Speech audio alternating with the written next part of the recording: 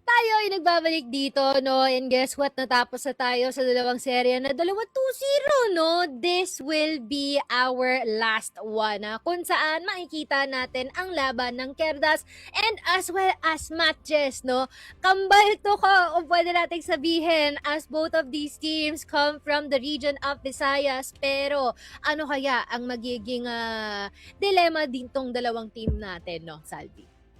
Well, pareho tong mga teams nga na to, no? Naghahanap pa rin ng pwesto sa ating si Masters, no? MATTJESS, they're kind of in the question mark column nga, no? Kung talaga nga bang nasa top 4 pa rin nga ba sila, even with the addition of Aldrin, Querdas, parang lumalabang sila ng onte sa ating mga top teams, pero in the end, they fail to what essentially is a winnable series nga naman, no?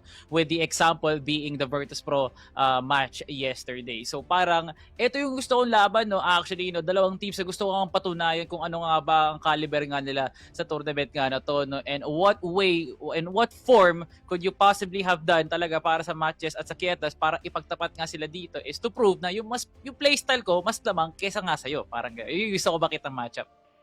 Yeah, kaya naman ipapakita na natin kung ano nga bang meron, no, sa ating roster ng MATTJESS. Dahil based sa mga nakita natin na nakaraan, talagang maganda ang talayma dito ni Nimq, taking that MVP title from time and time again regardless sa kung sino ang makatapat nila alongside dito kay Yaba and Zach. No, actually lahat naman sila, no, pretty decent in terms of performing and being able to actually show aggression dito sa kanila katapat. Although we are still yet to see din dito, no, although may mga tayo na nagpapapap itong si Aldrin, is yung main consistency at yung tamang timpla kasama nitong team natin, ang kabuuan ng MATTJESS. Well, this is MATTJESS that we really do love, no? Kasi nga yung playstyle nga nila is just so unique sa kumpara mo naman sa mga ibang Cebuano squad. With this success, they were able to secure a first runner-up ng Impact Sabre, no? And managed to qualify their way into 4th place ng Regionals 2025. Pero looking at it, no, yung 2025 nga nila to 2026 was such a huge jump na parang with just one player, parang nagkakaroon na nga tayo ng unting doubts. Is it really MATTJESS nga nakikita nga natin or is it just any other team from the Cebu region, no? And with the mesh of Aldrin towards si Cebuano teammates, parang napapagaan kahit papano, no, yung ating mga doubts dito para nga sa MATTJESS. Pero kailangan nilang patunayan that they are consistent. They are still one of the top 4 teams with a huge match up against Querdas nga naman. And I do like yung evolution talaga ng MATTJESS, no, as a franchise, as an organization na constantly binibigyan talaga ng mga plataforma itong mga katulad ni Yaba at ni Nimq na you really need these players inside of Sea Masters para makita mo talaga tong potential ng dalawang players nga na to. No? But the matchup is just absolutely huge. No? MATTJESS, hopefully, no, lahat na nakita nga namin kahapon, talagang gayon pa rin. Walang magbabago, ganon pa rin kayo kainit. It's all about maintaining that, no? Especially after garnering those couple of wins na from this week and last week, di ba? So, we are also gonna be hearing from them kung ano nga ba yung mga insights nila tungkol dito sa katapat nila here sa Querdas and as well as kung meron ba silang in-adjust, meron ba bago, lalong-lalo na mayroong malaking chance na maging magdikit kaya naman tawagan na natin. Ito, ate player na talaga raw matindi ring umasinta. Zach. Hello, Zach. Kamusta naman ang araw natin? Ayan. Okay lang din kami.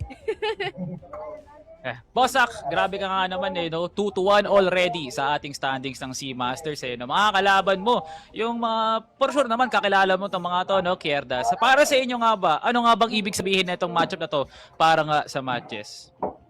Boss? Magandang laban, boss. Yung matchup ng laban, man of a few words, no, Boss Zach, grabe, no? Onting salita pero grabe ang tutok, no? Boss Mochi, ikaw, anong masasabi mo? Kumbaga, Zach, expected mo ba na aabot tayo ng decider mapin? No, tingin mo yung first 2 maps natin malapit pero kayo pa rin ang mananalo? Tingin ko. Baka mabot na, no? 3 or 2-0.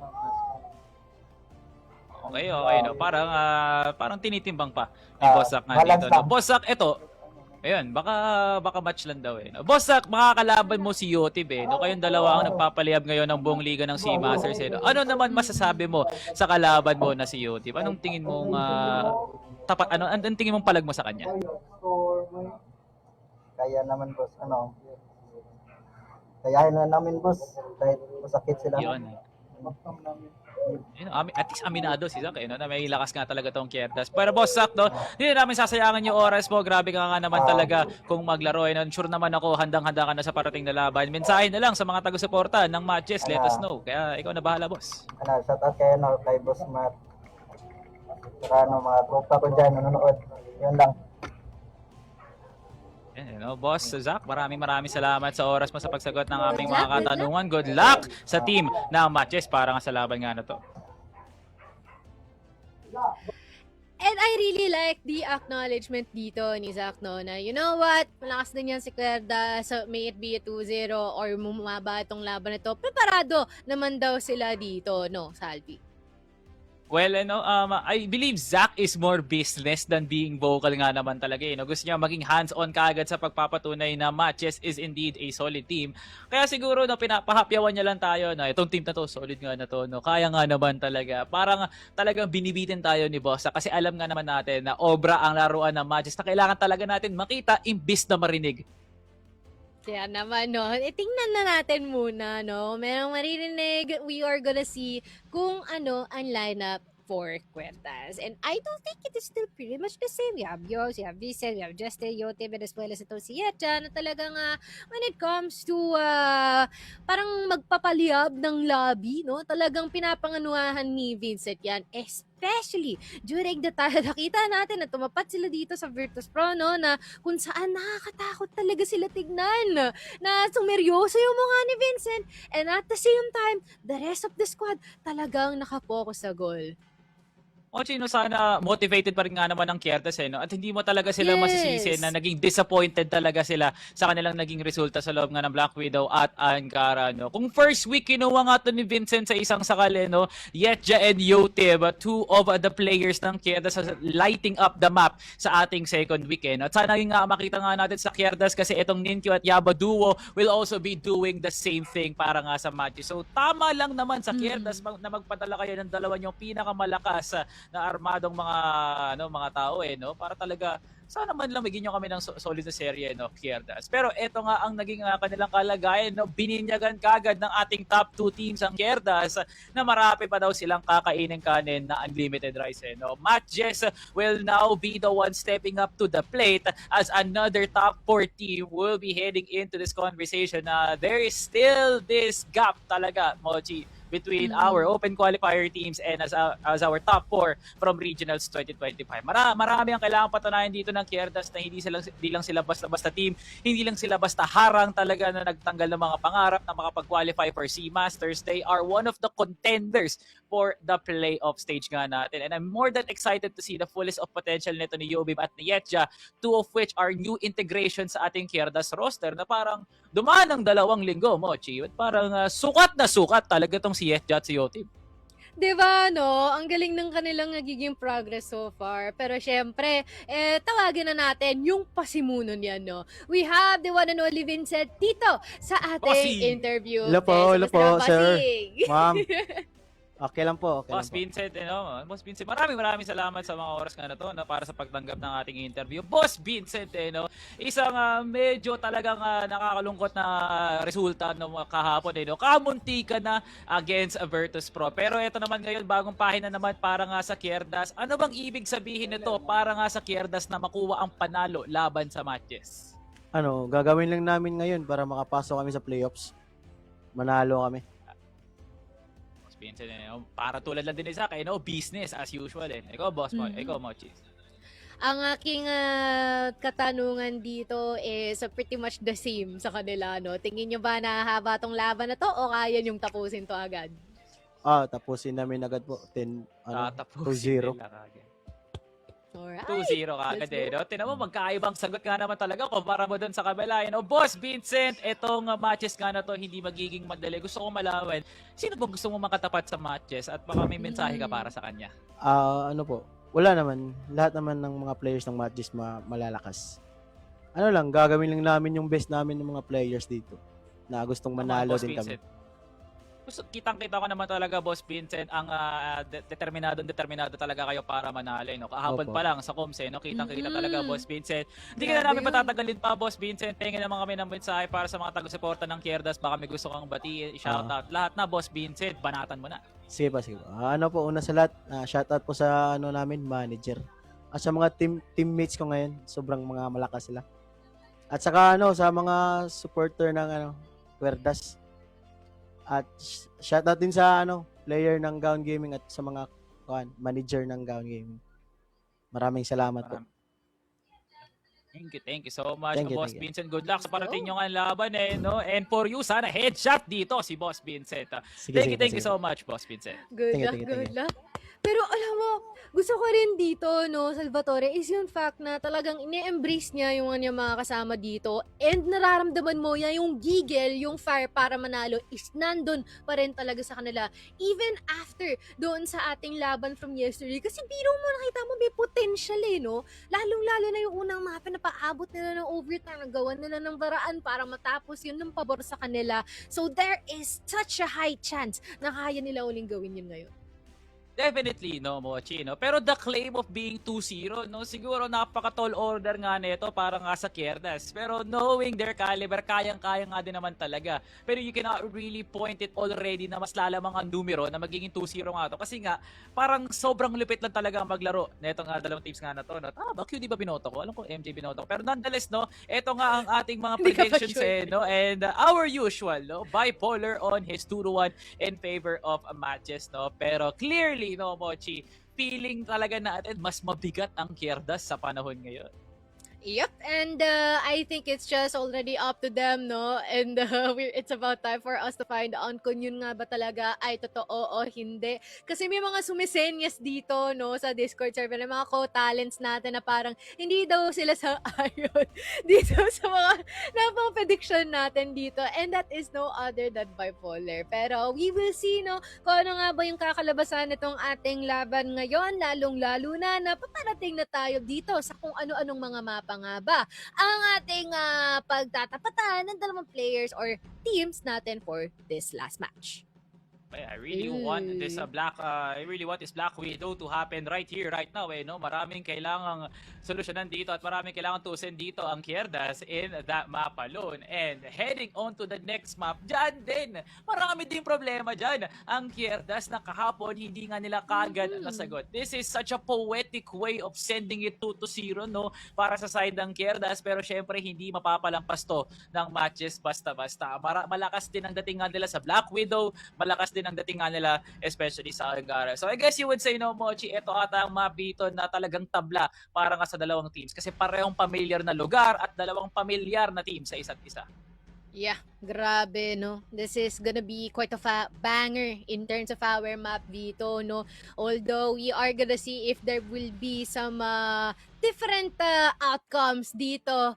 And especially nga, ikaw na rin nagbanggit, it seems like at some moments, it depends on the pacing and as well as the mid-round calling. Kaya naman tawagin na natin mga casters for this series. No other than Sneaky Frog and as well as si Bipolar. Dale mo, Mochi, Bella, Ubu, Salvatore, 10K, maraming salamat din sa iyo. At dahil ka dyan, Sneaky Frog! It's time for the last matchup of the day and I'm so ready for the action na ibibigay ng ating dalawang teams na to. Kasi syempre, hindi lang naman to huling laban natin. This is basically, we can say, one of the fairest battles for today. This might, tulad nga ng sinabi natin sa prediction natin, umaabot to ng game number 3. Pero, since QD nga kayo, MATTJESS lang naman ako. Hay, nako sa inyo. Mag-ready na lang kayo sa prediction nyo, masisira yan lahat.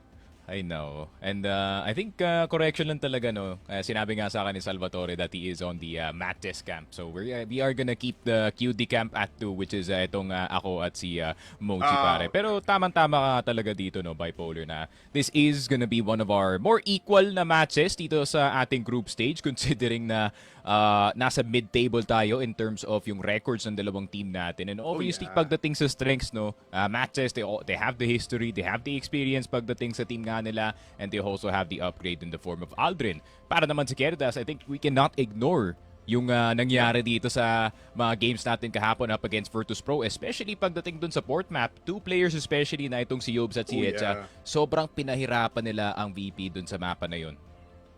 Yeah, very much so. And to a point nga kasi na parang, if you think about it, itong nasa port tayo, I was seeing these players coming in for them na parang coming into the limelight. Kasi I consider kasi na Querdas is somewhat of a team na low-key star-studded pero hindi pa nila nakuha yung spotlight na yon. It's just this time, talagang napapahirapan sila towards the fights beforehand ng mga matches prior. This time though, matches kalaban nila, for matches, it's looking pretty good as well. You have Zack and Ninkyu battling all throughout na talaga naman ready for the frags. And Ninkyu, sinabi nga rin ni Mochi na every time he is in the lobby, MVP is for his taking.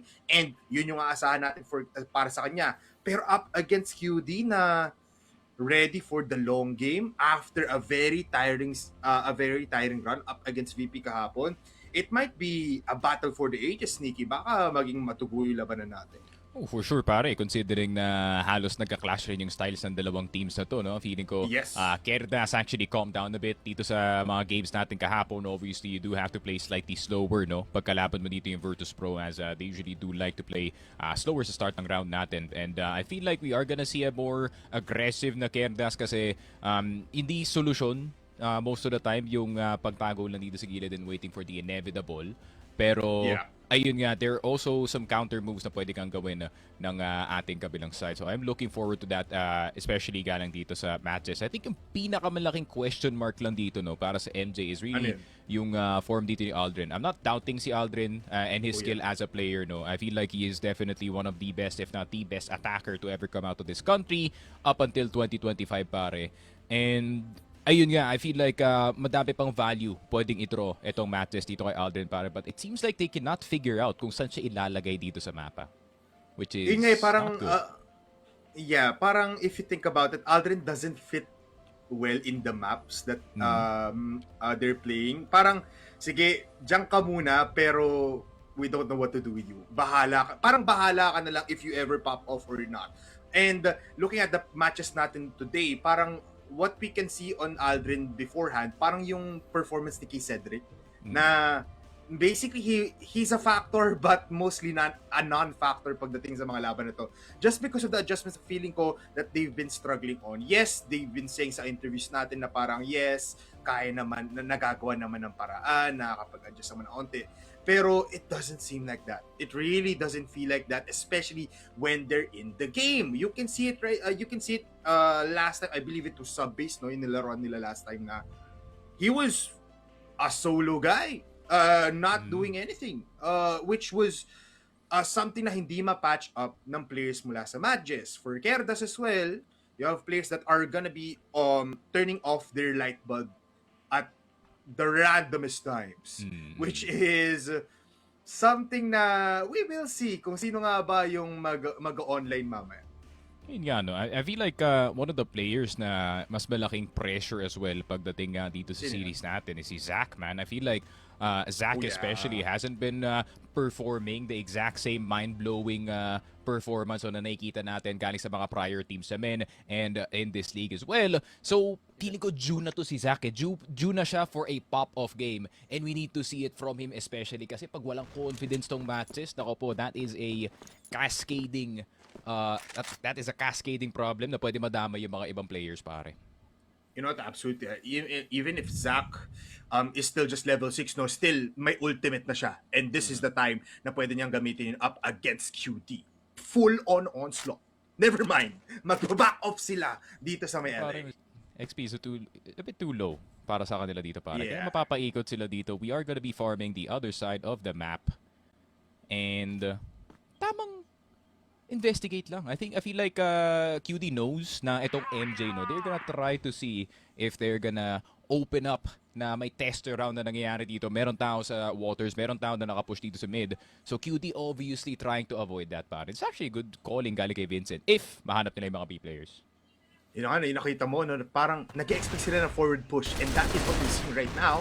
Pero, Aldrin, now making waves. Mukhang sabi niya muna, shut the hell up, casters. Ako muna ngayon ang kukuha ng first blood. But, let's look at this. Look at the conversion. Look at the fast rotations for Q holding out the doorway towards short. And this is information nonetheless na ipit dito ngayon ng QD. Not that much, pero still, stuck sila dito. They cannot go anywhere else. So baka mapo-force out sila dito towards the B side. Nga, di yata nila alam na nakadungaw na dito si Ninkyu all the way to the short side. So baka ma-cut off yung kanilang snipers. Here comes the push from the side of QD. At si Vincent na lang ang mabubuhay para sa kanyang team. So the captain having to do it again. Good headshot dito kay Jason. IGL on IGL violence dito sa B-site natin. Pero titigil ba yan para kay Vincent? 2 left alive. Nasa kanyang harap. Nasa likod ng smoke. And it will be the first round para dito sa MJ. Bit of an accident dito sa entry frag no dito, Polar, na ayun nga, they weren't as careful as they were dito sa kanilang long take. I mean, it all ended up na kailangan talaga maka-pick off ng dalawa doon yung first entry fragger natin. Pero after that, it was really a ball game na igagabol mo na lang. Yotib finds Jason wild flash. Impressive nonetheless. But this time, MJ still fighting it all out kasi nandito naman si Zach. He finds Yobs. And somehow, 45 mas lamang pa ang players natin for MJ. So they'll be pushing, they'll be going in. And they go for a 1-for-1 trade. Meanwhile, Yetja looking for scraps, looking for kills through the box. And does get it. And a double kill as well. Double wall bang, double bang bang para kay Yaba. Bro, masyado tayong makulit dito sa long, Polar. I mean, it was a good idea para dito sa MJ, no? Na-enable itong si Zach, or na-enable ni Zach ang kanyang mga teammates sa maging mas agresibo dito sa may long side natin. But we go back to the good old problem nga dito ng MJ, which is that El Clasico overextension. And obviously, I feel like that fight could have easily went in the way dito ni MATTJESS kung tumama yung unang tira dito ni Zach on towards the long box player. Pero misses happen, man. Insane. Looking at the replay. Easy first pick. Tapos, napakagat talaga matches dun eh, no? EBR moment. For sure. I think you could do that with an HK, pare, pero with an EBR, grabe, parang papel na lang yung box na yan, pare. Yeah, even better, no? And he had cover. Talagang napasabak lang dun. And by the time na muntikan na lang mapati si Edja, Yaba was already there. Pushing now towards mid. And this is a great situation for MJ. Look at the crossfire. Yes, walang... Di pa nagpapakita din sila Yobs. Mukhang aggressive now on point. Jason and Ninkyu looking towards getting something of a pick-off. Yetja falls down. Cover. At dahil dyan, Yobs, naku po nakalampas. May taga sa likuran at si Yobs. Oh, yeah, dinid out! Taps to the HK, double kill para kay Yobs. And somehow, ang ganda ng pwesto ng MJ, pero di nila napansin si Yobs na na-penetrate na towards stage. And this time, it's a 4v3.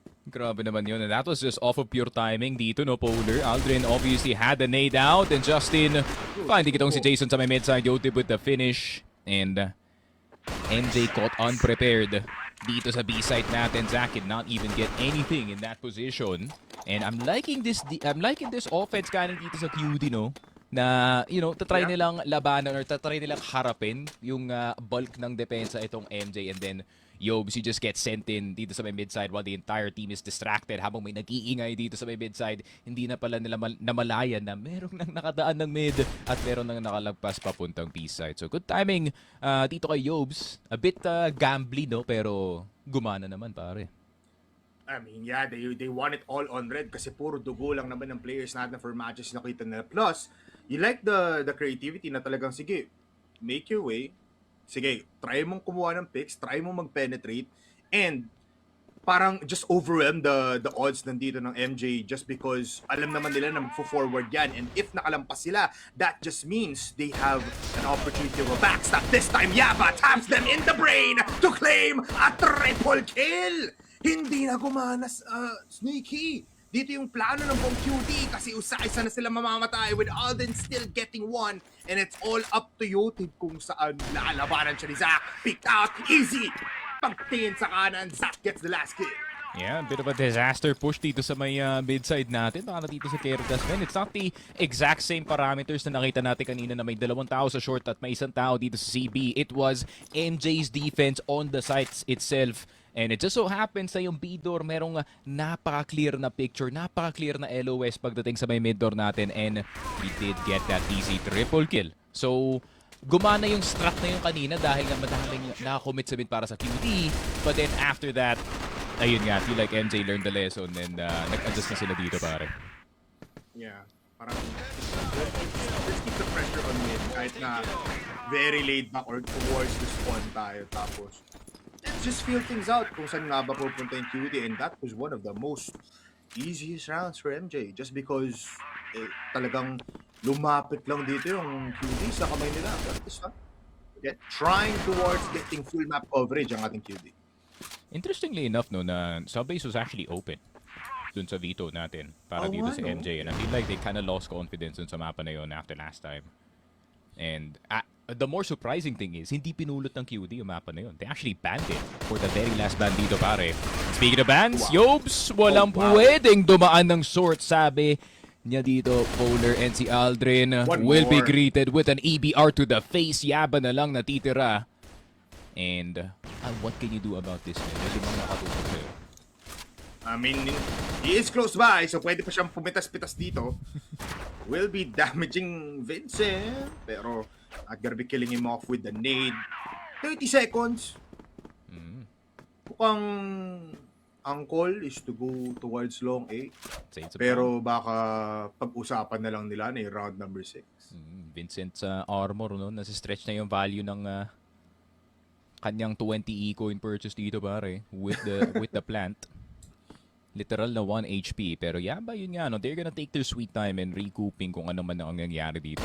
And I like the swap of priorities para nga dito sa QD. Despite na napakadaming naka-commit dito sa may short side, they still got through somehow, some way, pare.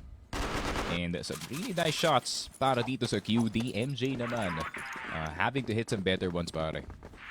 I mean, this is why nabanggit nga kanina na parang the plan is to overwhelm MATTJESS.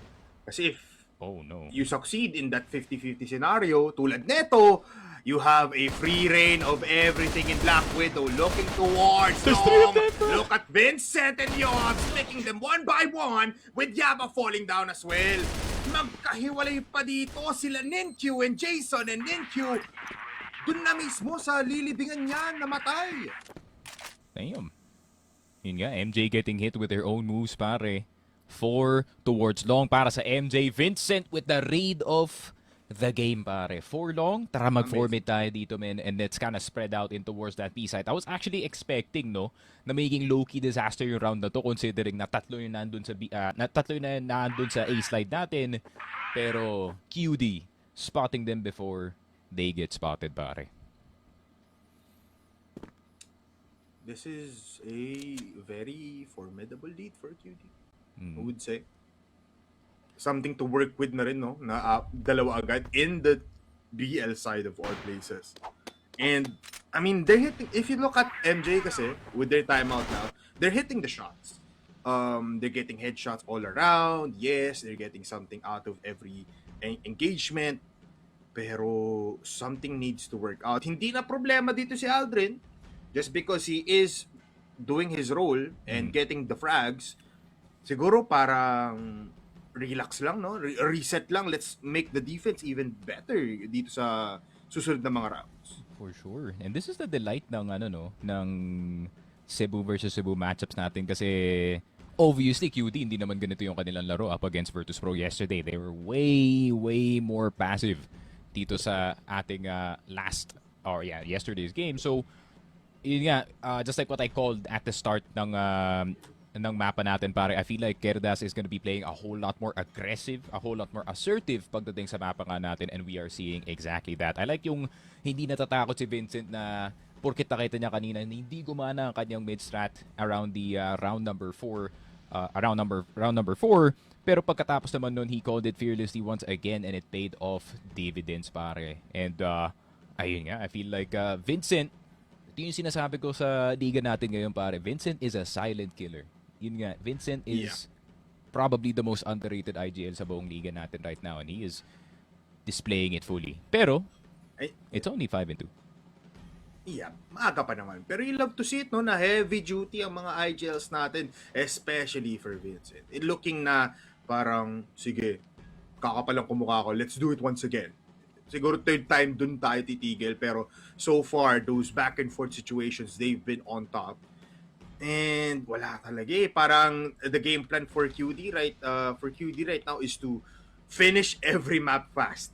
Kasi once they go into overtime, Sneaky, I would like to say na baka dun talaga mahirapan ulit ang QD just because of what happened last time. For sure. And yun nga, no? Little fun fact dito sa MATTJESS natin, they have one of the highest win rates pagdating dito sa ating overtime in 2025 and 2026. Pero si Yobzi na nag-aantay ng overtime dito, pare, diretso na siya dito sa lugar ni Ninkyu. Jason sunod, Zach running away pero hindi na siya makakatakbo dito by Polar. And MATTJESS once again decimated dito sa ating laruan ng QD. This is what I was talking about, Polar, no? Yung bilis at assertiveness ng QD, Yes. ibang-iba kumpara kahapon. Man, they asserted dominance sa mere 30 seconds ng round na yun. That is how fast they are. That is just crazy. And now they're trying to make their way. Sabi ni Aldrin, naku po, sanay na ako dyan. Why not ako naman yung harap? They do pick up Justin, which is a crucial factor. Kaso yun lang. Sabi ni Vincent, alam namin low ka. Eto, sabog mukha mo. Grabe, what a parting gift. Galing dito kay Boss Vincent, an HE to the face para dito kay Aldrin. Pero, 2 towards the short side, medyo delix to kung dito dumaan yung Querdas, Polar. So, they really need to tread carefully, no? Especially knowing na if ma-recognize ng Querdas na walang tao dito sa long, they're gonna be very wary about that short side, pare. I mean, they gave away long A. Nakita na nga nila yung B. They got hold of mid.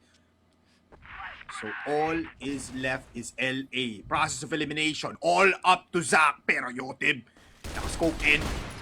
And he hits the shot! As Zach peeks out once again. And Ninkyu will get Vincent though. So mapapatigil sila ng konti. Makakapag-rotate. Pero Yotib is there again. The awareness of this man. Sulit na sulit lahat ng pag-expend nila dito towards LA. At tignan mo, he wants in Ninkyu. Alam niyang meron dyan sa baba. Pero it just holds long. And the timing now is of the essence. 30 seconds para sa MJ. Para sa isang malakihang retake. Left, right, and center. Yotib still hits. And one more. Goes for the shot in. Pero USP na lang. A 4K para kay Yotib. Grabe. And ito yung hinahype natin, man. Ito yung hinahanap natin galing kay Yotib. That exact sniper prowess na nakita natin galing nga sa mga laruan natin kahapon. And we are seeing the exact same thing. And ito yung sinasabi ko kay Polar na ito yung hinahanap ko kay Zach. Where is that assertiveness? Where is that skill expression? Galing dito kay Zach, pare, kasi ayun nga, for the first few days dito ng laruan natin sa group stage, it seems like he's nowhere to be found the past few games, pare, and they sorely need him kasi pag wala si Zach, man, this is a free map para kay Yotib. I feel like yung tamang words dun, Sneaky, is if wala si Zach, wala ang MATTJESS. Just because of how he holds the team and how he just provides that firepower that you really need. Pero look at this, Yubs! Uncontested! Together with the smoke! And now Yaba fighting for his life! Zach finds Yotib sa mid! It's a 2v3 scenario kung saan si Ninkyu nakapasok pero Flash is there pero still picks spawn. It's all up to Vincent in the house. Flash grenade and as well as the grenade just to slow things down. Jason nasa may metal. B is so fortified na hindi ka makapasok dun sa may high ground. Kaso iisa-isahin mo nga ba, Vincent? 1 minute. Wallbangs to kabaong. Hindi tatama ng totally kasi hindi mamamatay dun si Ninkyu. Ninkyu's killable. And the discipline, man. This is amazing. And killable dito si Ninkyu, Jason! That's what I was worried about, Polar. The instant climb. Ninkyu could be dead. Zach, still unknown dito sa loob ng site natin, pare. Pero Vincent, kumukulit dito sa may mga bintana. Vincent has finally made it dito sa kunangot. Pero tinatry na talagang i-bait dito si Ninkyu. He finds out where Zach is. Zach! Vincent pwede nang sumayaw-sayaw dito sa may bintana natin. Zach, spotted. Pero sino una makakatama dito? Vincent sumasayaw-sayaw lang dito sa pader. Hindi pwede mag-push si Ninkyu. Siya ay low HP. And Ninkyu going for the safe angle on the site. Instead, Zach, nagpalit na lang sila ng lokasyon dito. Natabaan na si Vincent pero hindi pa siya nabamatay. Vincent on 1 HP and the captain finally falls but he falls standing dito sa ating last round. 6-3. QD may 3-point lead pero matches. That last round, medyo chaotic and I feel like we need to see a lot more of that chaos galing dito sa MJ, pare.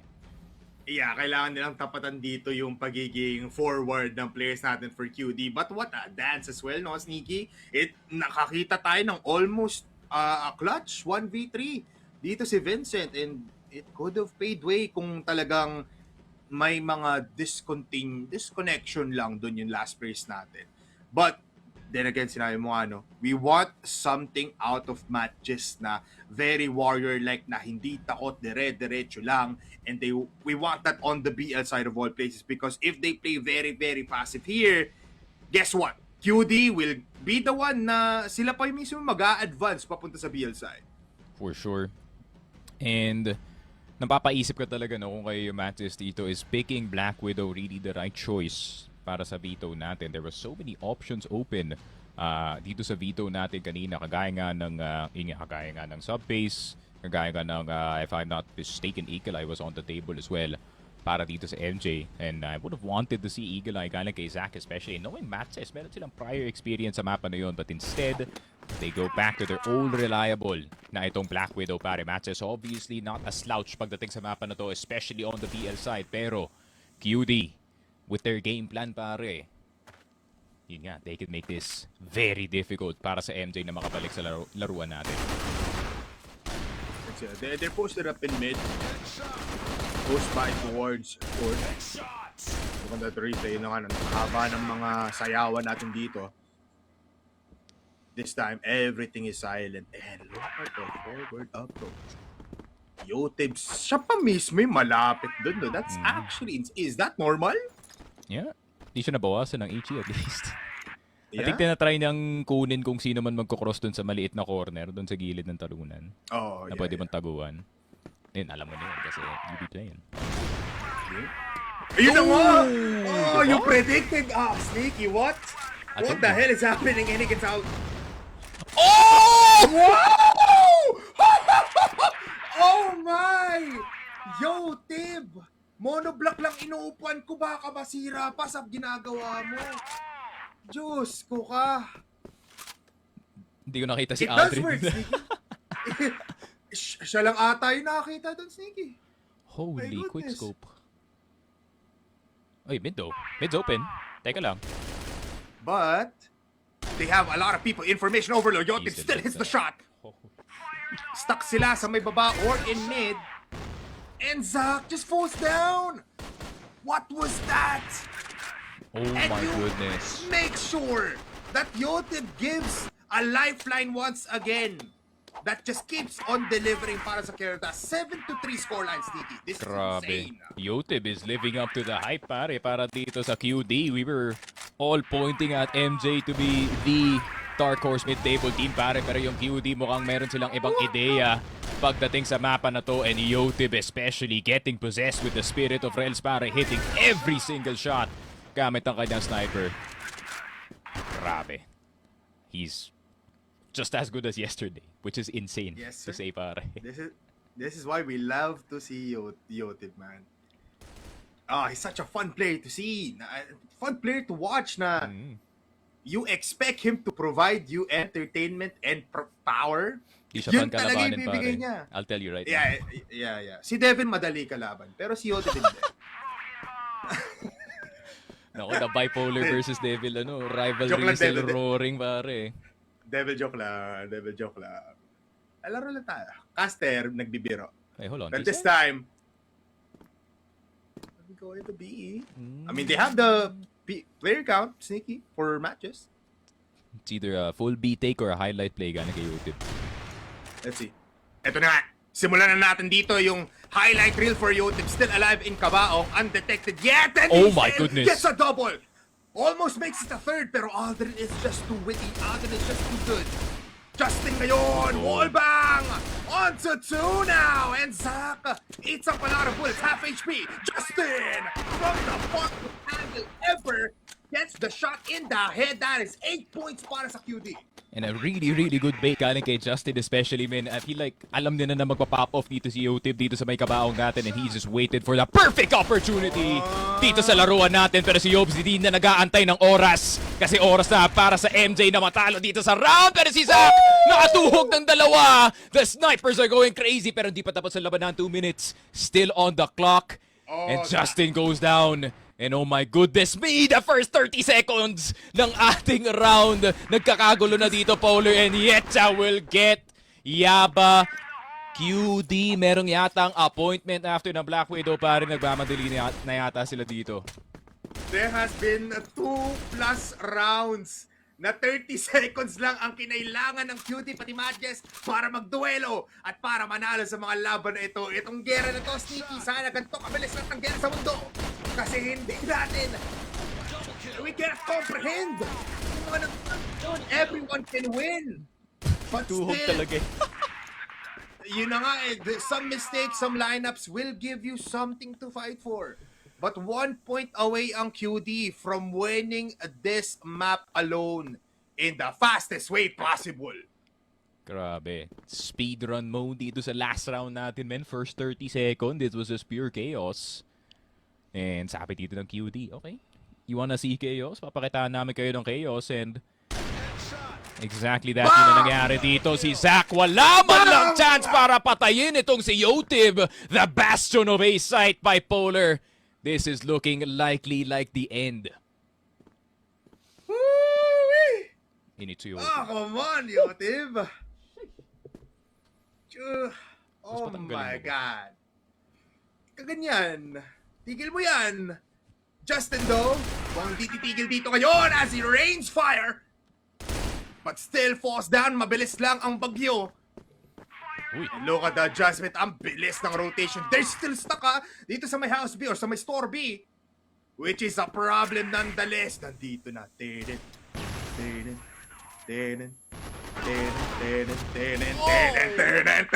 Bang! That is it! That is our set! Number 1, done and dusted. Querdas, hindi ang test-assisted speedrun. That is just sheer power for QD. Sheer power indeed, and overpowered is what MJ is dito sa labanan natin, men. Querdas showing how to play Black Widow and Black Widow properly. Grabe, men. I mean, Querdas, I was expecting, a bit of an equal fight, tamang fist fight lang, both sides getting their punches in, no? Pero hindi ko in-expect that Querdas would outclass and outchess itong MATTJESS natin pagdating sa strategiya, and at the same time, they also play the aggressive game well. Parang na-flip na yung narrative natin, no, para dito sa MJ at QD na, QD is now the one who is gonna be possibly the dark horse mid-table team dito sa ating group stage, and pag mapanalo nila tong Ankara, that will seal it, pare. And Querdas, the future of Cebu is looking very bright, pare. And it seems like these kids, they want that win bad, pare. Yeah, you can feel, no, na parang gutom na gutom sila, Vincent, dito to a point na, oh my goodness, MATTJESS is not looking like a top 4 sa ating standings. Because guess what? It's time for our top 2 sa ating cast sa panel desk right now. Because sila lang naman yung dalawa nandun. It's time for Mochi, Uwu, Bello, and as well as 10K Salvatore. Maraming salamat, Sneaky Frog Uwu, and kay Bipolar Uwu, no? So ngayon nakita naman natin, no, Salvatore, unfortunately, no, nawakasan kagad ng mapa ng Querdas against MATTJESS. And we can just say na sobrang lala ni Yotib kasi if I remember correctly, double-digit kill and 1 death.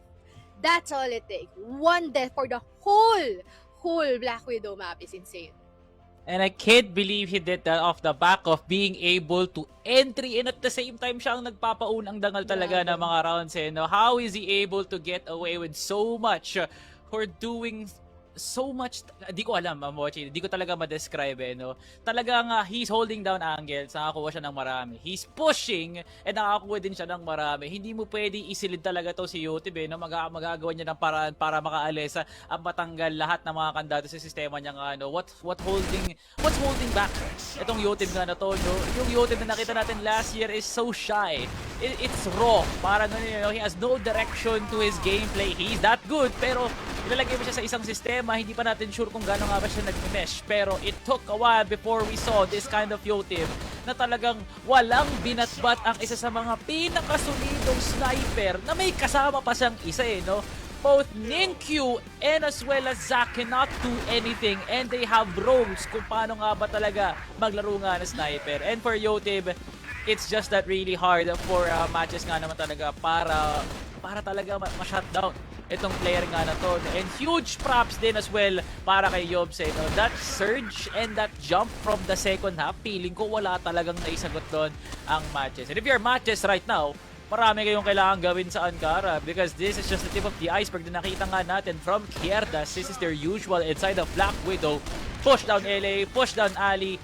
Grabe, walang binatbat doon ng matches. Pero ang maganda rin natin sabihin dito, no, is yung fact na kung gaano sila kalala dito on the defense to the point na umaabot sila doon sa spawn ng blacklist side. Ganon sila kapalong-palo na as much as possible that they get that opportunity in order to close up on them with the likes of STB and even dito sa ES area natin, matiki ginagawa ito ng napaka-perfecto in a way ng Querdas. Kaya tingnan natin no, ano nga ba ang ating mga stats dito so far as we see no dito na talagang nag-pop off ito si Yotib. I believe yung 5 deaths yan ang galing ata dun sa first half natin kasi nung nakita ko talaga yung second half natin na more on the defense side sila, ang lala talaga ng puro wala nang ano na lang siya eh. Talagang pick off, pitas-pitas lang yung gawain niya dito, Salvatore. Grabe. Hindi ko alam no, Bochido, pero pag umabot talaga ng second half yung mga games, no, Querdas nag-activate talaga yung mga nenetong mga to eh. Like, hindi mo mapigilan ang isang player na si Yotib, Vincent with his usual mid pushes, Yobs and Yetja, parang wala silang kamuwang-muwang talaga sa mga nangyayari. Pero nandun nga sila para sumabay dito no, sa alon na binabato nga ni Vincent. Eh, no? And Justin was in the right place and in the right time to make sure na yung trades ay papabor nga talaga para nga sa Querdas. No? MATTJESS, what went wrong? No? We have 4 make it 5 no? 5 players going negative nga naman. No? This is nothing talaga no for matches no when it comes to just being themselves. Parang That's hindi so ito new. yung matches na kilala talaga natin eh. No? So Yeah. I don't know, baka meron talagang mga malulawag na tornilyo para nga sa side ng matches na sana nga talaga sa susunod nga na mapa ma-actionan nga nila kagad. No? Yotib, wala nang nakakagulat sa pinakita mo nga, dapat lang naman bigyan ka ng mga props dito no because you are indeed our MVP. And my God, no, Mochi, nagsisimula pa lang si Yotib. Yeah, grabe. Grabe talaga si Yotib. And couldn't vouch more, no, that the rest of us are actually looking at this guy ever since the first week. Nakikita natin, uy, may potential to. At sinabi niyo na, you know what, hindi lang potential lang meron ako kasi kaya ko talaga lumaro as a whole. And been able to show that dito sa ating set for our first map in Black Widow. Kaya naman, titignan natin, mamata natin if there will be some changes dito sa susunod natin. Malalaman natin yan mamaya dito pagkabalik. At tayo ay nagbabalik dito no sa ating ikalawang mapa dito pa rin sa ating serya of matches versus Querdas. So ito nga no, gusto ko yung nakalagay sa line natin siya. Bounce back o bounce out na ba itong matches dito no? Tingin mo ba, Salvi?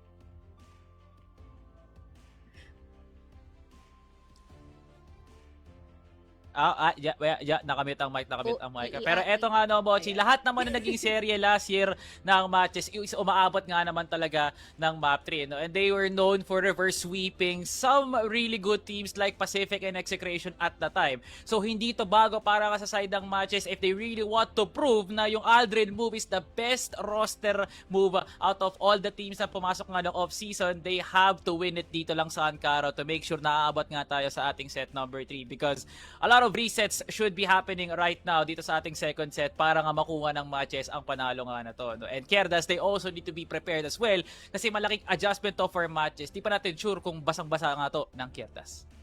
Basically, bahala na kayo guys. Kaya naman, no, let us now hand it over dito sa ating casters, Dicky Frog and Bipolar.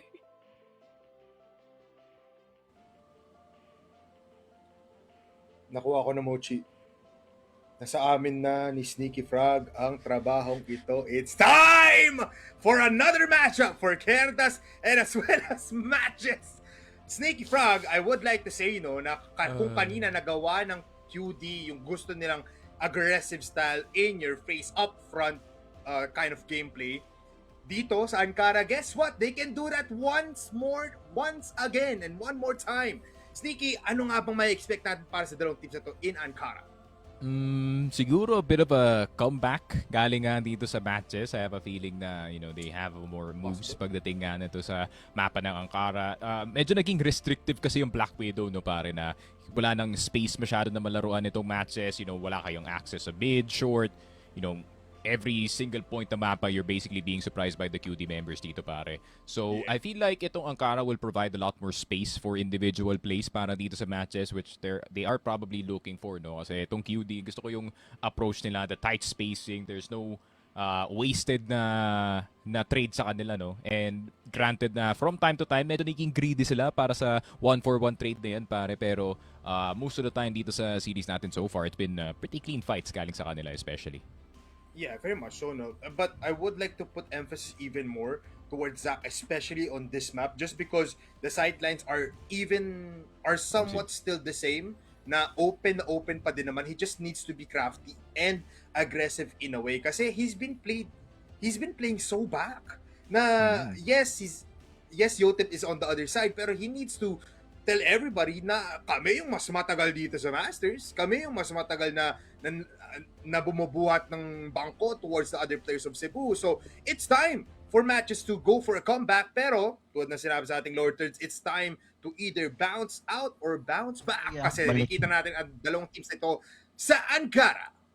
Yep, Querdas dito sa ating BL side. MJ dito naman sa GR. Aldrin, the hotel player. Rest of them will be in a 1-1-3 position, pare. And Yaba will be the one playing the far side ng B. And gusto yata nilang protektahan itong si Zach to try to enable him to use the sniper para makakuha ng opening picks. So I think yung the reason why Zach is not actually finding any opportunities dito para sa MJ, pare, they're actually playing him yung lumang role ni Zetra of being the last guy in para sa kanyang team and usually is the clutcher. Pero the way that QD is playing yung mga rounds, ang hirap i-clutch eh. Yeah, parang at the point na sige si Zach na lang yung natitira, last man na lang. What else can you do? Like katabi na nila palagi si Zach at the point na sige, may green light ka na Zach to pop off, pero it's already too late. Kasi parang may raragasang other side na kahit red light dire-diretso pa din, which something that you should not do, pero pwedeng gawin dito ng QD. MATTJESS waiting for the right opportunity. Medyo curious lang ako kasi nagparamdam naman dito yung QD on the outside of the map. Pero they still have a lot of utilities. They can still play with a very fast or a quick execution after setting up. Lalo na't 1 minute na lang natitira. I'm surprised hindi nag-hard check si Aldrin dito sa may big door natin. But instead, full 8 take yung makikita natin dito. Bipolar Yetza is down in queue. Naghahanap ng kill pero nakatayo lang dito si Yob sa loob ng vents and he has to look back. Vincent, confused kung bakit nakatayo lang doon na kanyang teammate at QD. Mapapabalik na lang dito sa ating yellow side. Nangyari kay Yobs. Yeah, parang nothing really happened there. Pero can you blame me if I say this is still winnable for QD? Never mind, I will digress. Wag na daw. As Sabi ni Takes. Just dies. Yotem does get one, pero yun na nga, isa lang ang mapipitas ngayon ng QD, and somehow after a devastating defeat sa Black Widow, MATTJESS looking pretty solid after that. Ayun nga, and it's just sheer confusion para sa akin. Para I assume na blind siya dun sa vents, kaya hindi na siya nakareact dito sa mga players natin. But look at this find! Galing kay Zach, and this has been what we've been looking for from you, especially pare. Those openers, those aggressive peaks, and the confidence to snipe your opponents out right in front of you, pare. This is scary. This is scary though. Na-penetrate nila dito yung TB. Aware naman ng MATTJESS. Wait lang. Zach pa unang pipitas! Oh my God! QD now in a rough spot. Di makalas, di makaabante. What can you do? Kasi Zach is somewhat online now. Only a little bit of nudge mula from the gods above ang kailangan dito ni Zach to get a two kills sa dalawang round. Yeah, instant Wait, reaction. Oh my goodness. Getting the kills. Even Aldrin. Oh. Isa-isa na sila dito, Sneaky. Might just say Justin, go out of this game. Yun lang. And you can see how fast MATTJESS reacts, no? Pagdating sa kanilang depensa here, Polo, na nakita sila agad ng dalawa dito sa TB, and that means the rest of the offense will go that way. So instant rotation galing dito kay Jason towards EA and towards CA. And ayun na nga, MATTJESS actually just using yung their side of the map instead na inaharap nila itong QD directly. They're just playing the rotations here and making sure na nasa kanila yung control ng RS so they can keep that free-flowing rotation going para sa kanila, pare. And you can see na hindi naman na sila afraid, no? They're taking these positions na talagang bago pa makakita ang players from nasa QD, they already have it in the bag. Pero CA, Yobs, has a little timing, especially if Yaba just goes in. And there's no any kind of repercussions there except for Zach. And he gets a double! But Yobs is there once again peeking out mula sa CA. It's a 3v3 nonetheless. Pero si Yobs, sugatan na, Sneaky. Yeah, the only one stopping them from entering itong A site natin, which will be NINQ.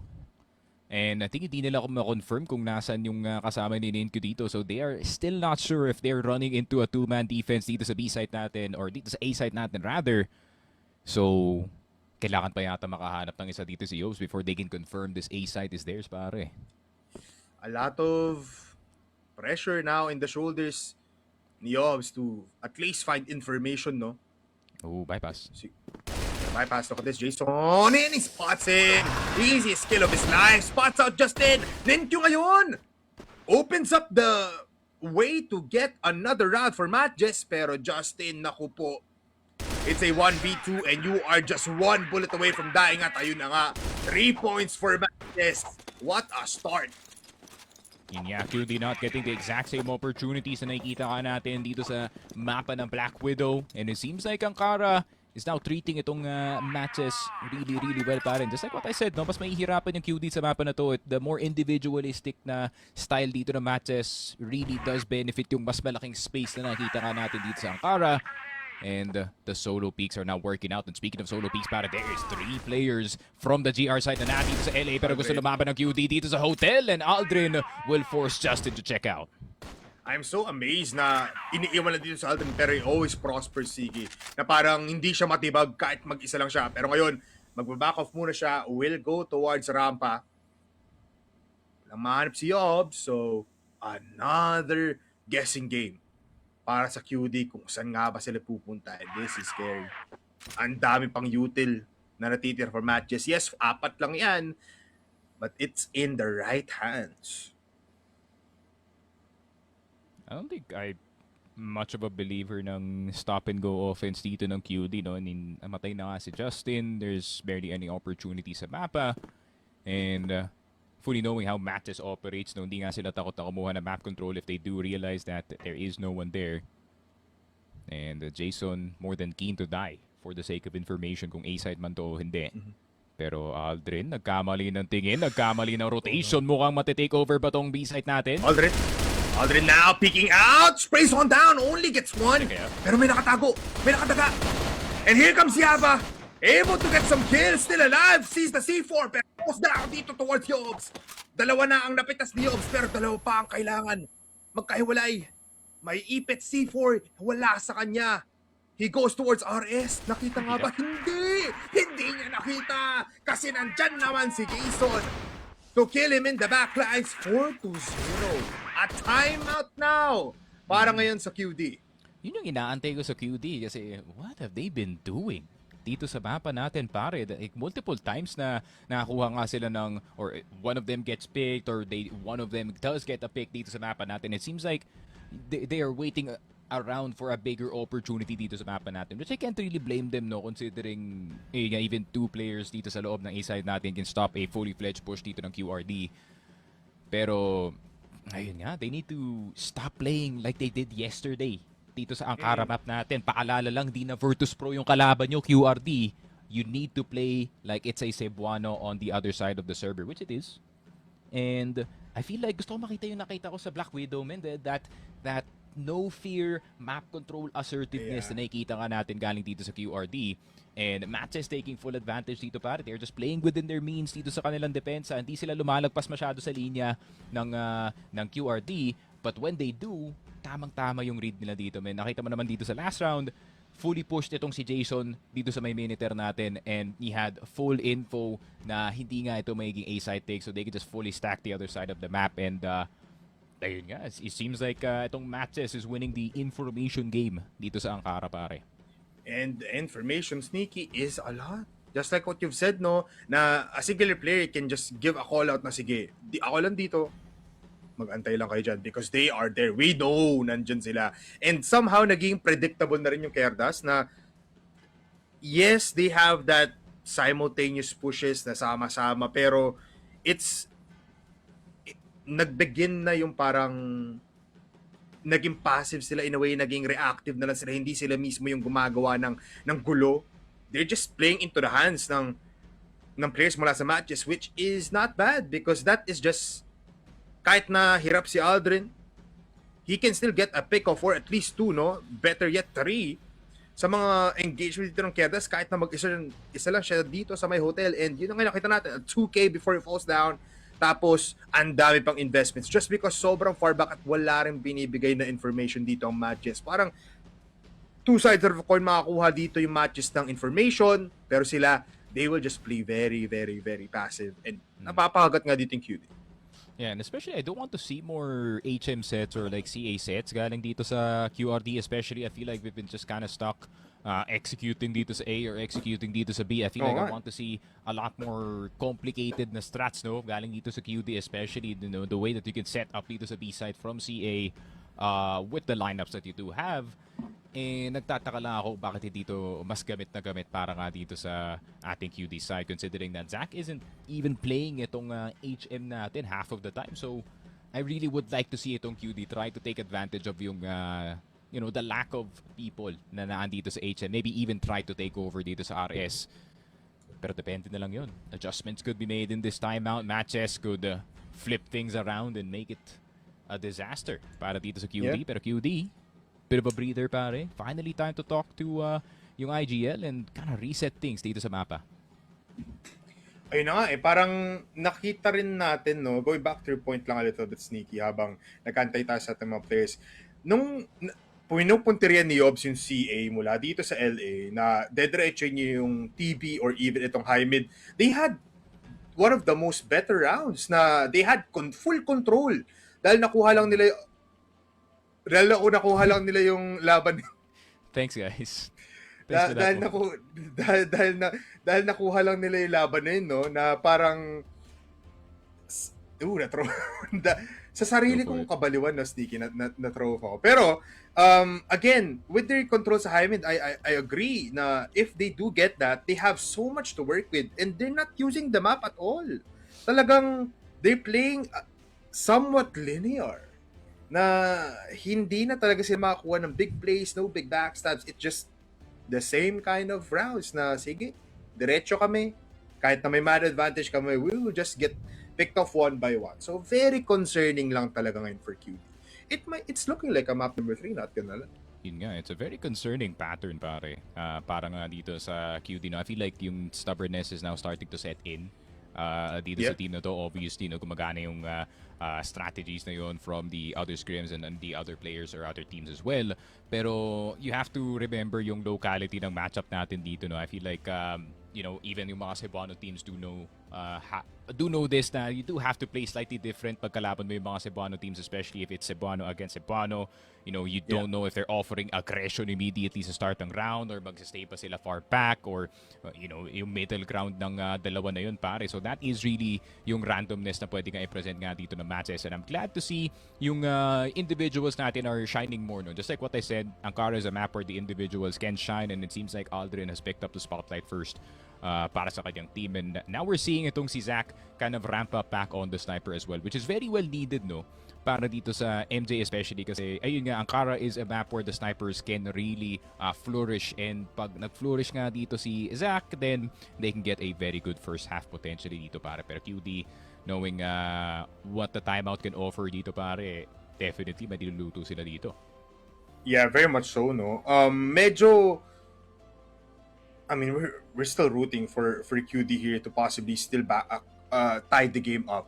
Not really a win, pero tie the game up para lang naman makita natin na hindi fluke yung full aggressiveness nila mula sa Black Widow.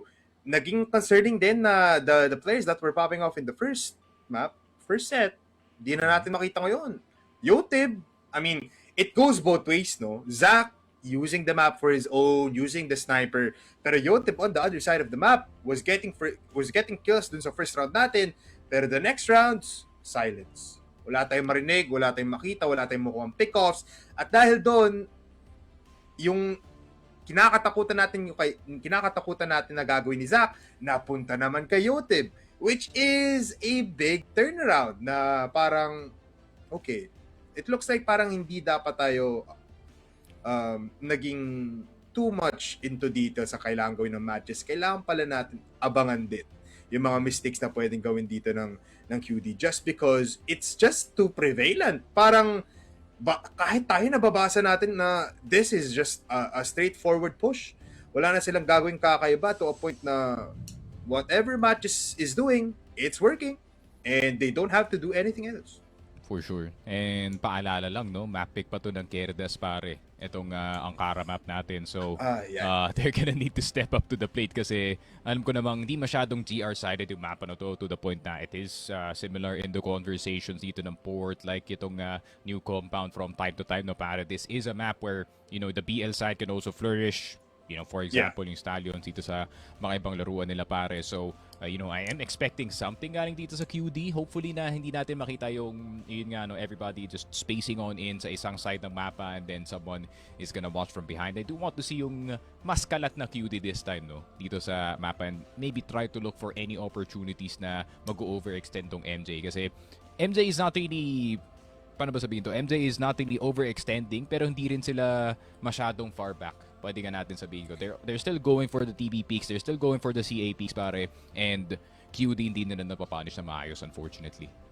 Yeah, very much. Napansin ko rin na since pwede nga nila gawin yung sinasabi mo na parang go for individual plays, go for a scattered play all around, ang plan ng BL sila. They can prosper with that na to a point kasi naging reactive yung matches dito. They are putting players one by one dun sa site na they feel like maraming pupunta. And that's a hole on the defense na pwedeng gamitin ng QD. But nonetheless, habang tayo nag-aantay sa set ng ating mga versions, just look at this, man. Everyone is just there, magkakasama lang, not looking at the right corners.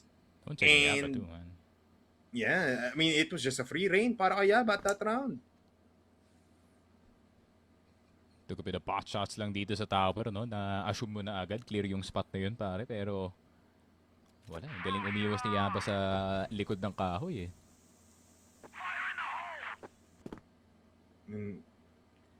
What a way to, parang dun sa round din, ginamit lang talaga si Aldrin na i-check may hotel. Ngayon TV, kami, bahala na kami sa likod. Just do something. But this time, eto na yung hinihiling mo, Sneaky. Mid CAQD, Vincent aware. Kung saan nga ba sila kailangan pumunta, may tao mula dito sa may akyatan. So, kailangan mag-ingat pa rin nila Yobs. And this is what you wanna see. Yobs with another player, better offense now. Yeah, this is what I like to see as well, no? Parang may ino-auction tuloy, chine-check ng QD kung how big yung kanilang map control ang pwede nga nila makuha sa start ng round natin. And it seems like MJ are gonna audit itong mid-side natin and Aldrin is gonna be falling. Pero 1 for 1. Still not bad, honestly, sa nakita natin. Pero Yotib spotting a overextending Ninkyu, and ito yung sinasabi ko, bipolar. They need to Yes. spread out. Kasi itong MJ, pag may nakita sila sa kabilang side ng mapa and they think na execute na yan, magpupush yung mga players galing dito sa A-long or sa B-long, and look at that punish, pare. Yeah, I feel like QD knows na naging reactive nga talaga yung MJ. And this is the perfect time to execute. Look at this. Puntriyado na. Easy na lang. And even when Zach misses, QD just gets a lot of control. Yes, sugatan na si Zach. Pero look at the HP dito ng QD. They are playing far back. May smoke pa sa harapan dito ng players ng MJ. And they're not looking at anywhere else. Vincent has his own line of sight. Justin now, cover the cover, Justin! And as well as Vincent, what a spray! Transfer as well towards the 2F, no? Yun ang hinahanap natin for QD. Yeah, QD so far. Parang pansin ko rin dito sa yesterday's games natin, the timeouts have been very effective para sa kanila dito. Vincent doing a great job of calling the troops and leading them into victory, pare. Grabe, 3K for the captain in that B-side entry, and QD, A-side na naman nahanap nila dito, but look at this improved spacing galing sa kanila. It's only 3 players taking itong long, pero may nakabantay pa rin sa likod just in case na may makulit dito sa MJ. I mean, feeling ko nararamdaman na rin nila na may maging aggressive setting point dito ang MJ just because they want to assert dominance once again. Going towards big door, mukhang ang play is to go into hotel, pick Aldrin kasi siya lang naman yung palagi nandun. Pero mapapaisip sila, sobrang daming util dump towards big door. Kailangan nang isipin ng QD, no? Is this MJ just throwing the smoke and running away, or is this an actual 3-man play dito sa may hotel side natin? Pero QD, I think they're very welcome into yung paglapag ng utility dito ng MJ and just sitting and waiting. Pero yung si Ninkyu at si Yaba, sobrang healthy pa na kanilang mga best dito, pare. So, don't have to throw anything anytime soon. There's still a lot of time as well. Isang minuto lang yan. Making noise once again. At ayun na nga, activate UTIP on the other side of the map. That's Zach down. Pero Aldrin, aggressive approach, finds Getja. Even finds Yobs. Inisa-isa ni Aldrin sa hotel, walang papasok dyan. And even now, they are getting picked 1 by 1 with the help of Ninkyu. Di nahanap ni Yotib dito mula sa EA. And kailangan mag-converse. 35 seconds left. Ano nga ba ang gagawin dito ng MJ? Vincent pushing up. Di clear yung corner sa may kanan. And Jason gets the easiest frag. Yotib alone versus 4. This is done deal. Yeah, nakakapagtaka rin paano siya nakadaan ng CA. Itong si Ninkyu, fully knowing na nakabantay itong si nakabantay dito si Yote, but I feel like he was already dito sa may CA area natin, and throughout that chaos he somehow slipped by. So Zach makakadaan dito na CA, but this time can he win the sniper fight? Yun lang, wala yung sniper, pare. Yeah. I mean, naging well aware na dito yung QD, no, na sa kailangan nilang gawin. Pero Zach, well aware na may tao pa rin doon mula sa yellow, and he hits the great headshot onto Yobs. So that entry na hinahanap dito ng QD, mukhang masisira na. Pero Vincent, nandun na nga. Yotib as well. Pero Jason, makakuha rin naman ng isa. Zach is still alive, so he's still a threat dito sa laban na ito. 3v2 scenario kung saan, again, QD is just falling 1 by 1. Yun lang, they just fully ran into Zach dito sa long, pare. Pero Yotib finally takes out the sniper. Jason at Aldrin. Last 2 left alive para dito sa MATTJESS, and very formidable foes indeed. Pero si Aldrin hindi papasok ng CA. Instead, mapapaikot dito sa B side, and they're trying to keep that spacing between them and itong Arco. At magkoconnect na lang yung last 2 players natin. However, this will be giving an opportunity para dito kay Yotib na magplant dito sa A side, pero papacheck muna siya ng exit, and will be giving a bit of time for the rotation para sa mga MJ players. But he could also go B. Everything, no? Yeah, I can still... Nalala ko tuloy yung pinakita sa atin ni Salvi na clip ni Kano. It was a lot of players, pero he also did it. Pero this time, it's Yotib in the playing field. My nade Oh, has not like that 100 spot, HP, pare. an M14, pero sobrang open nga ng spot niya. So he digresses. Aalis muna, titingin sa exit. And he knows something is up. What a nade! That is just a beautiful prediction. It's all up to C4. Aldrin versus Yotib. Hindi niya alam. 11 seconds left. Yotib, are you the man to do it for QD to get another round? 6 seconds. Oh! He knows the close don't pick. Lalo na kung si Aldrin yan, alam niya kung paano maglaro ng retake. Grabe naman yan. And how you play retake, you run up to the bomb and press E and hope for the best, pare. At nasagot yung dasal dito ni Aldrin sa kanyang defuse. And 6-1 MJ getting away with murder dito sa last round natin, pare. Dude. That should have been 100% yung tips, pero not sure sa C4 plant, no? Feeling ko medyo paranoid din siya na meron pa tao dito sa 2F sa hide mid. So, try to hide that one. Pero nabigyan din ng space si Aldrin. Yotib with the USB spray. Makakuha ng dalawa sa tulong ni Yobs. Sama-sama silang bumigay dito kay Yotib and make it 3 now. Diyos ko po, Yotib reclaiming that fumble dun sa post plant na yun. With the help of the USP, Aldrin now activates mula sa hotel. Spraying on down into as well. Bawing-bawi. Yung tatlong namatay dito sa may mid. Yun yan. Obvious attempt to play fast para dito sa mga players natin, and it seems like pati yung mga fast plays dito ng Querdas ay kuhang-kuha nga dito ng ating MATTJESS na squad. And MATTJESS, man, they are on a roll dito sa kanilang depensa. Para naman sa Querdas, no, tama na yung ginagawa nila. They're kind of spreading out their priorities dito sa mapa na to, pero hindi nila mahanap yung mga key players, man. Hindi nila mahanap si Aldrin. They could not find Zac in time. Ninkyu is also very annoying galing dito sa spawn. So MJ bringing the fight back dito sa Ankara, and map pick pa nga to ng QRT, pare. I mean, they're ready for that fight dito sa may Ankara, tapos walang buta sa depensa, Siki. That is what yun yung maganda nakikita natin sa laban na yun, na parang, yes, makaka-pick off dito sila Yotib, yes, napipick off sila one by one, pero it's still so formidable na hindi pa rin safe, and that's why siguro nahirapan din si Yotib dun sa post plant na yun, kasi alam niyang people are scattered all throughout the map. They don't know where they're coming. So, medyo nahirapan lang. Sayang lang, no, na Yotib, despite na nakakuha siya ng 3 doon sa opening ng round natin, the execution was not that best tulad sa ginawa ni Yotib. Ayun nga, I feel like we could have seen a lot better para dito sa MJ. Yun nga, if he have gotten itong 1v1, no, feeling ko they would have been back in the conversation dito sa mapa natin. But it just seems like QD na nung nagsimula ulit yung streak dito ng MJ after their timeout win, ayun nga, they look so deflated, pare. Granted, nandun pa rin yung game plan, nandun pa rin yung usual default that you would like to see, which is yung more spread out offense nga nila.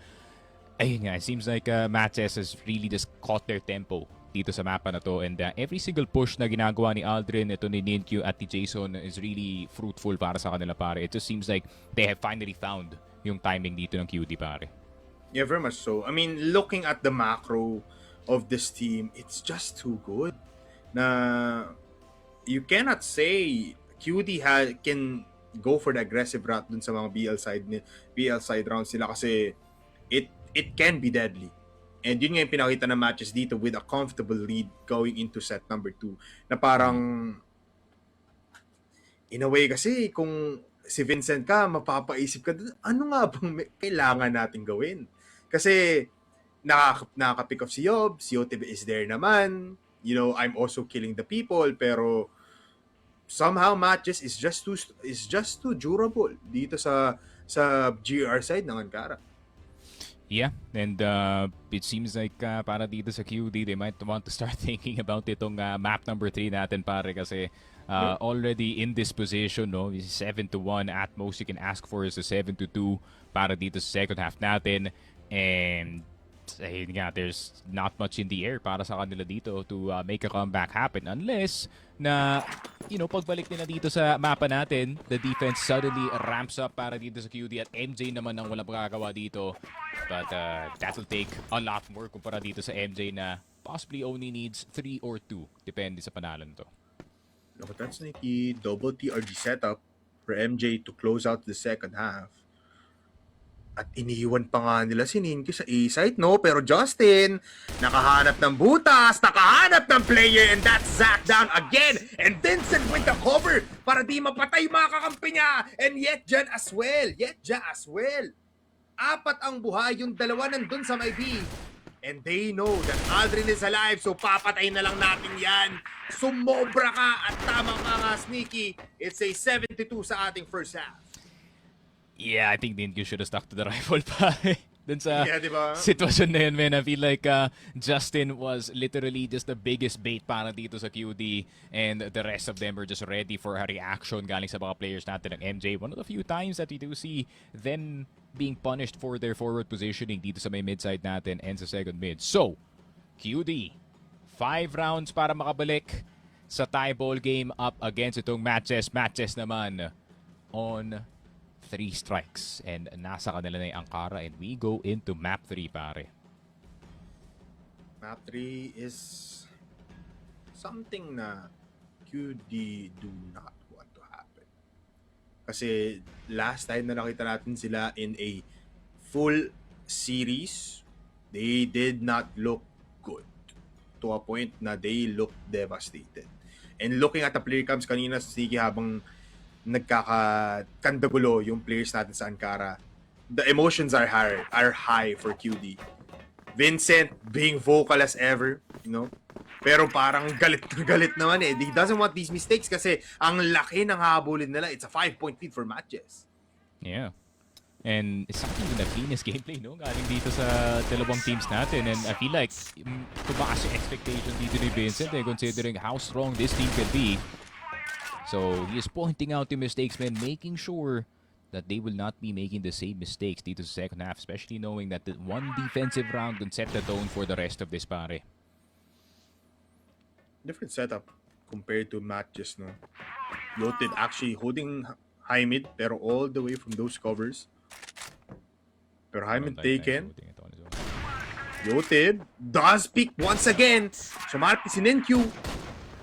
Yaba also finds Justin. Ito yung mahirap kasi for the GR side. These like singular pickoffs na nakuha ng sa early rounds, medyo na lean towards the BL side tuloy. Kasi sa laki ng mapa, yes, it's good. Pero ang laki ng mapa na you need to have a lot of spaces covered, and ang hirap lang nun kung kulang kayo ng players. Yeah. Feeling ko si Justin gusto niya na sana lakihan yung punishment, no? Para sa mga mid players natin, since Ninkyu was spotted fully committed dito sa HM. And unfortunately for him, ay nakabantay nga dito sa kanyang likod. In the name of Yaba pare. B-side take it is. Taking it pretty slow. Makakapagkalma ditong QD, Yaba. Tatalon. Does find a headshot onto Vincent and even finds players sa TB. Yotib, walang makita, masyadong madilim, pero na-stop yung plant, and he gets a quick scope onto Yaba. It's a 1v2, pero it almost went better for Yotib, pero masyadong open. Sneaky, nasa gitna siya ng dilubyo. I don't know why he's speaking pare. He's already on a 3K streak. Feeling ko si Yetja dapat binigay na yung buhay yun pre para sa information na sniper niya eh. Pero it was panic on all sides, so it was definitely communication breakdown para nga dito sa QD at Yotib, man. Very nice attempt pare, pero MJ mukhang gusto na nilang tapusin itong Ankara map natin. And just a bit of long control, bit of CA control as well, pero naghahanap ng punish itong QD. Naka-M4A1 or at never mind. Tama, naka-M4 nga dito si Ninkyu. So, is this the answer? MATTJESS?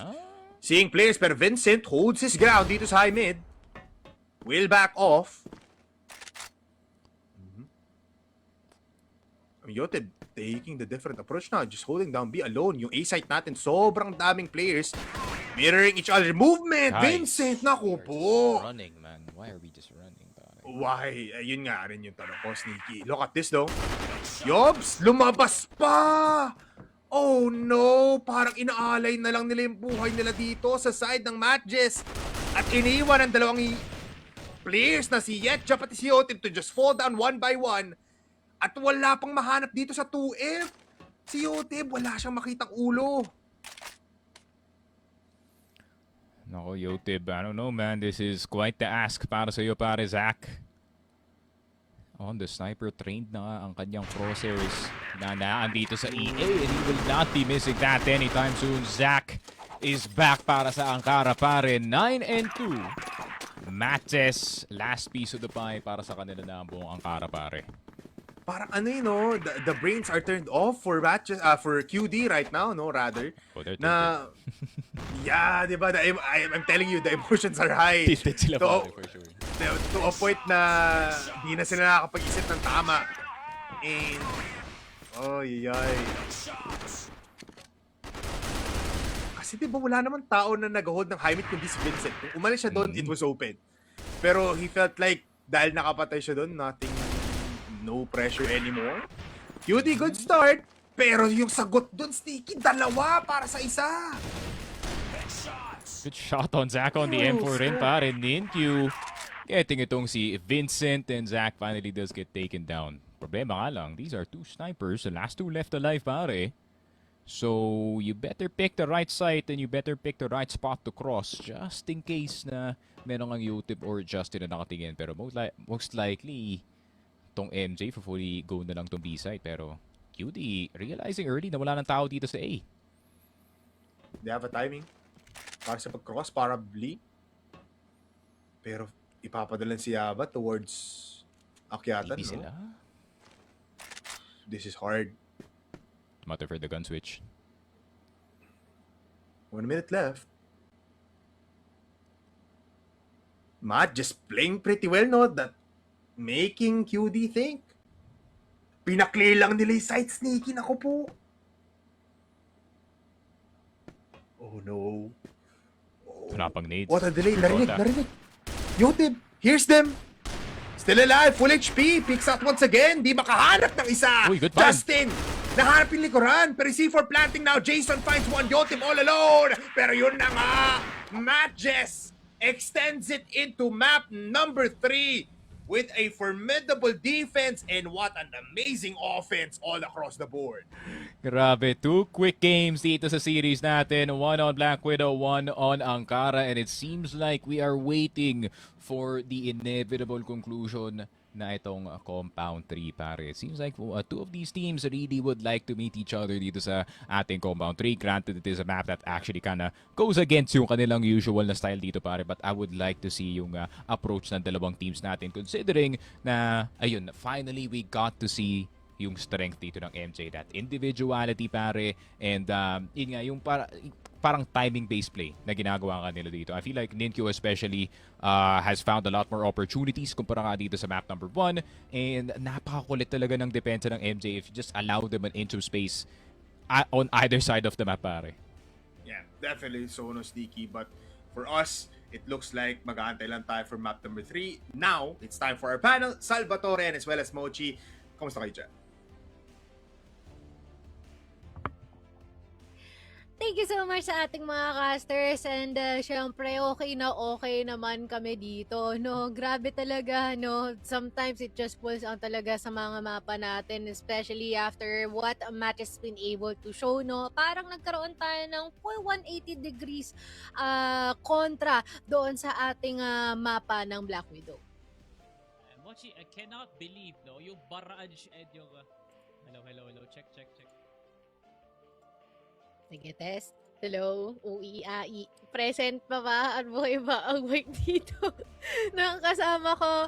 Sige, check muna natin, no, habang inaayos niya pa yan. Pero talagang na-observe natin, no, based doon sa performance ng ating mga miyembro na kung saan talagang pinakita nila kung sino sila, basically, no? Wherein, unfortunately, hindi natin nakikita yung initial na laruan dito ng ibang mga miyembro natin from Querdas compared to what MATTJESS has been able to show for this time around. Especially, no, na sa kamay ni Yaba and as well as ito ni Jason. And certain times, we can see some pop-ups galing din dito kay Aldin and as well as kay Ninkyu. Their control in terms of the space and as well as how they were able to handle every single angle dito sa mapa has been phenomenal so far. And I really do digress, no, Mochi, na there's just something revolving around this matches, no, na kung ano yung naging improvement nga nila ng game 2, it's just that ang laki na nagiging adjustment nga nila for them to be able to get a hold of the map. And yung jump ng skill natin, no, from Black Widow towards Ankara is just immense, no, for both teams actually. Na parang na-overpower pa yun actually, no, ng matches with their own style of being aggressive, no. Na parang they're doing more with less punishments dito sa kanilang mga kalaban, no. Zack and as well as itong si Jason, no, happens to mesh with one another na kung ano yung nakita nating init kay Yoti at kay Layobs nga kanina, it's no longer present, and you can feel na QD, they really had a hard time transitioning into that second half nga naman. No? So, questionable antics para talaga sa matches, pero somehow they made it work. Na talagang just goes to show na matches really does adjust. At sinabi ko nga kanina, no, Mochi, na pag nag-adjust tong matches na to, dapat handa ang Querdas. Pero clearly, Mochi, that was not the case. Yun nga din no? And especially pagdating sa mga adjustments na ginagawa nila, nakakatakot kasi unorthodox. Hindi pangkaraniwan, hindi pang normal. In a good way. Because it definitely leads your opponent to thinking na kung paano nga ba namin i-address itong mga pagbabagong ginagawa nyo ngayon, especially dito sa mapang to. And thus, they definitely been able to demolish every single one galing dito from the side of Querdas. Although, there are some very spicy and very nice plays to na worthy na i-embed dito sa ating mga highlights for Querdas. So unfortunately, being flashy in terms of those plays isn't entirely enough, especially pag ganito katindi ang mga katapat nyo from MATTJESS. Kasi parang nakita din na parang kanina tahitahimik lang itong si Zack, pero pagdating dito ang tindi at ang bigat ng tinatrabaho.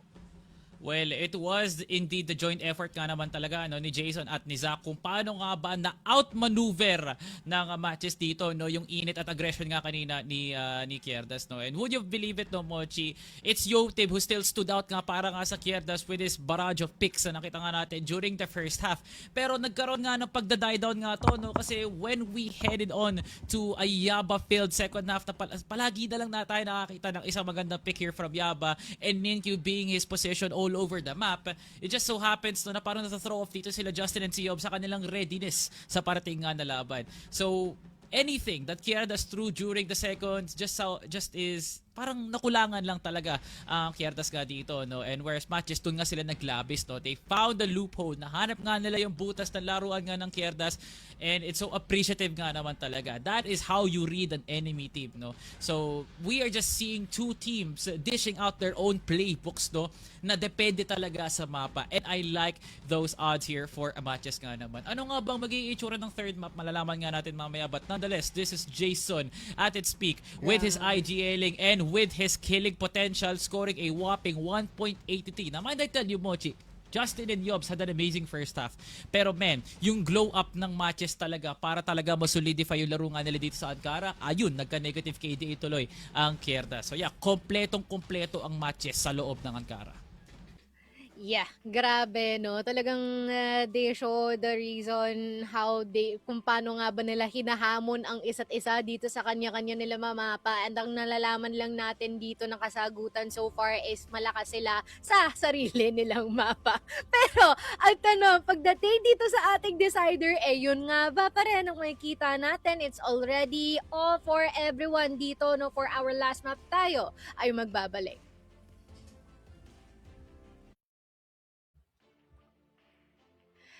And there you have. Ano yung nakita ko saan? Anyways, tayo nagbabalik dito, no, sa ating series for today. Still matches. Mochi, ika-close out pa natin yung broadcast. And as Wala na well yung tawa. as Querdas. Okay, no? Ang lala ng mga nangyayari dito so far, wherein there is some one-sidedness depending on the map that they're playing on, but ang ating TLDR talagang dito sila magtutuos ng seryoso na talaga pagdating sa ating susunod na mapa. more than prepared actually, no, Bochi. Ano nga bang magiging jump at quality naman na itong mga teams nga na to, no, para may pamalas nga sa atin kung sino nga ba ang better team. Pinakita naman na MATTJESS, they are indeed better than Ankara, Querdas, showcasing they do have enough what it takes to take it to Black Widow, no? Pero eto nga naman sa ating huling set, a lot of questions. Will it still be the same form the Yotib, Jason and Zach, the duo that shut down the Arctic player ng Querdas? Lahat ng yan masasagot sa ating third set, no? And this is not for the faint of heart. So many technicalities, Bochi, na kailangan mo talagang isulat nga dito. At talagang handang-handa na yung mga utak natin. Kaya tanungin na natin, no, sino kayang team ang may hawak ng beat? Bipolar and Sneaky Frog? Para it down naman.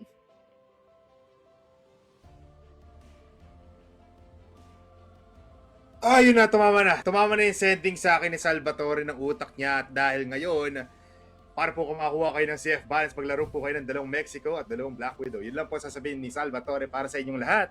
Everybody, tayo po ay dadayo na sa pinaka-last na laban natin ngayong araw na ito. It has been pretty short, pero ngayon, why not make it pretty long, no? Sneaky, this map doesn't scream Querdas or even MATTJESS. Yung compound is not them. It's not them. It's not them, pare.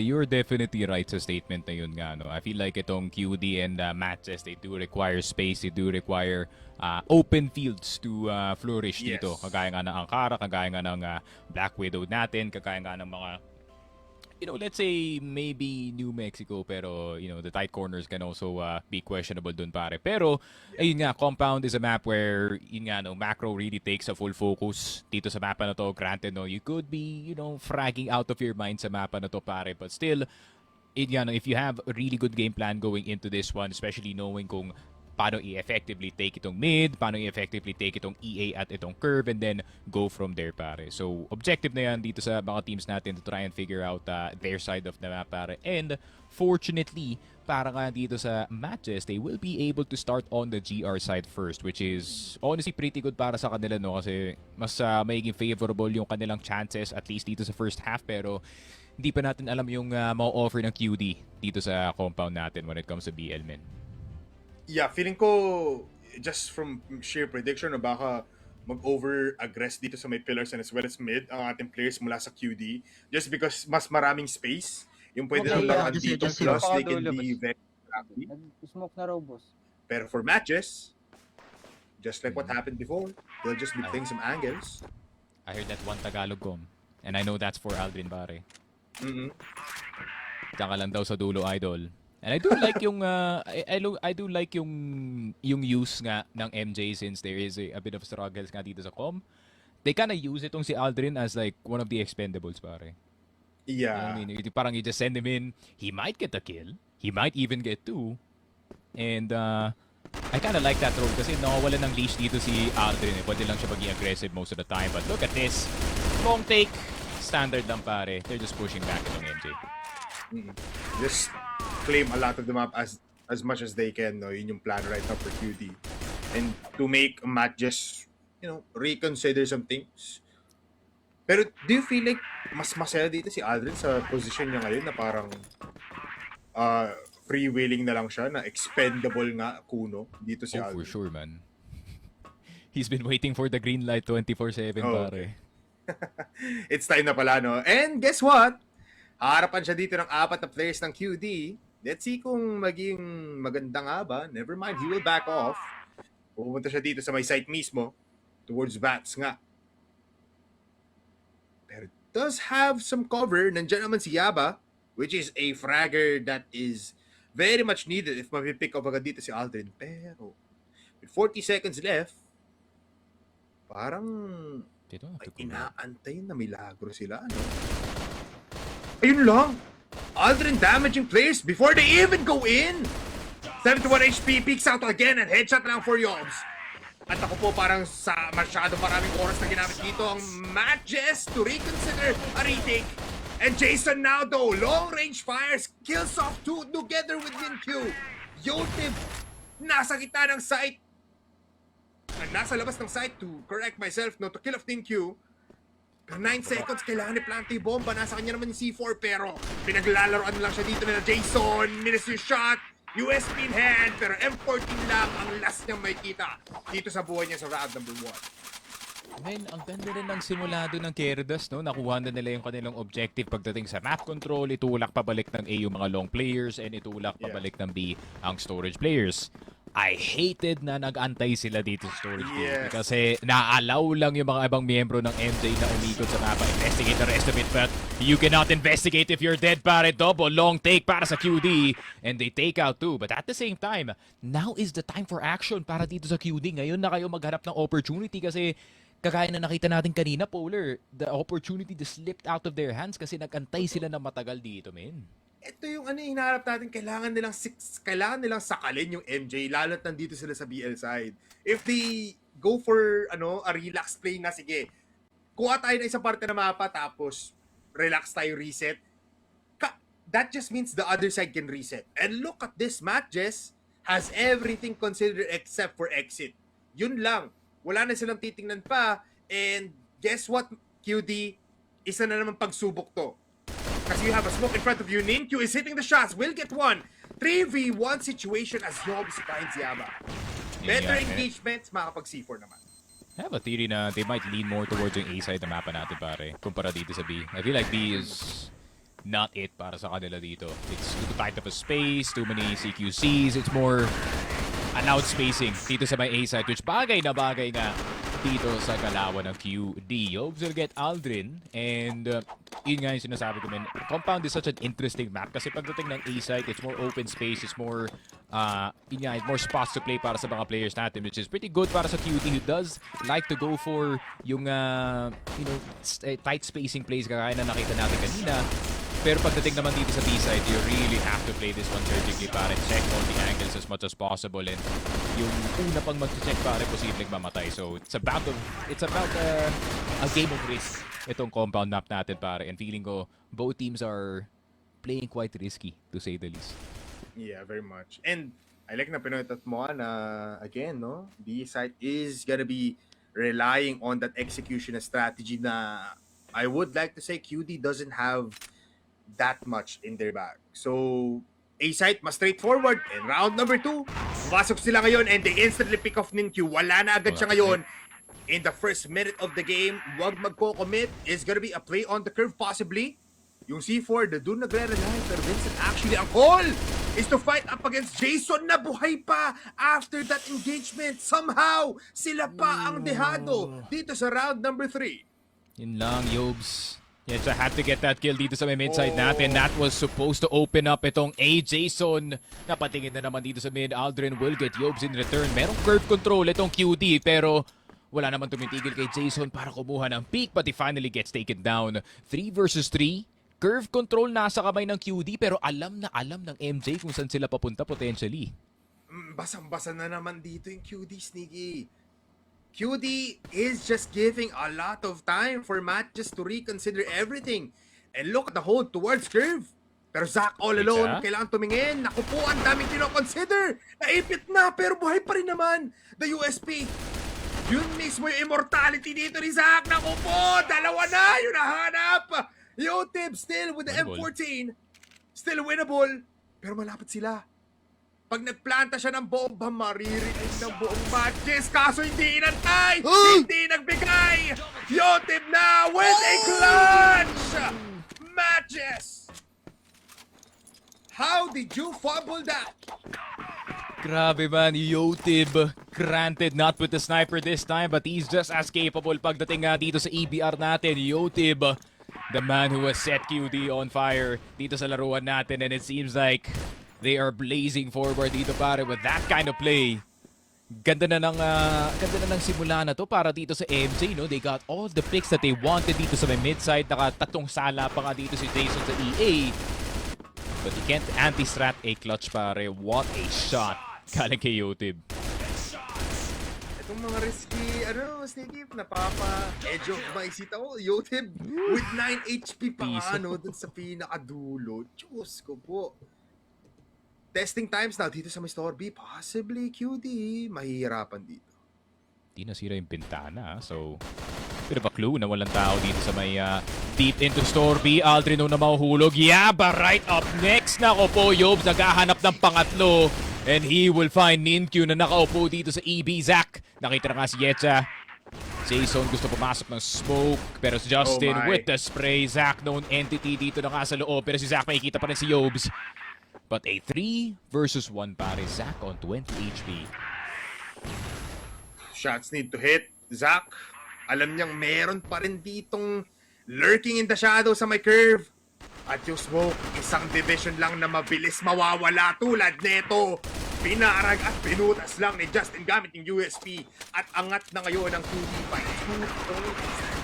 Yun yan, I cannot blame MJ para sa time out na to, no? Parang time and time again na nawawalan sila ng preno pagdating dito sa may mid-side nila. EA was crumbling immediately, Curve nagka-crumble din agad. So, mapapatanong ka talaga ako kayo yung matches dito. What's gonna be the shift of priority para sa atin? Di nagana yung mid, maybe let's focus towards yung entrance ng EA, baka tauhan na lang yung Z and maybe assign a sniper dito sa backside ng A side and maybe someone in towards the Curve side.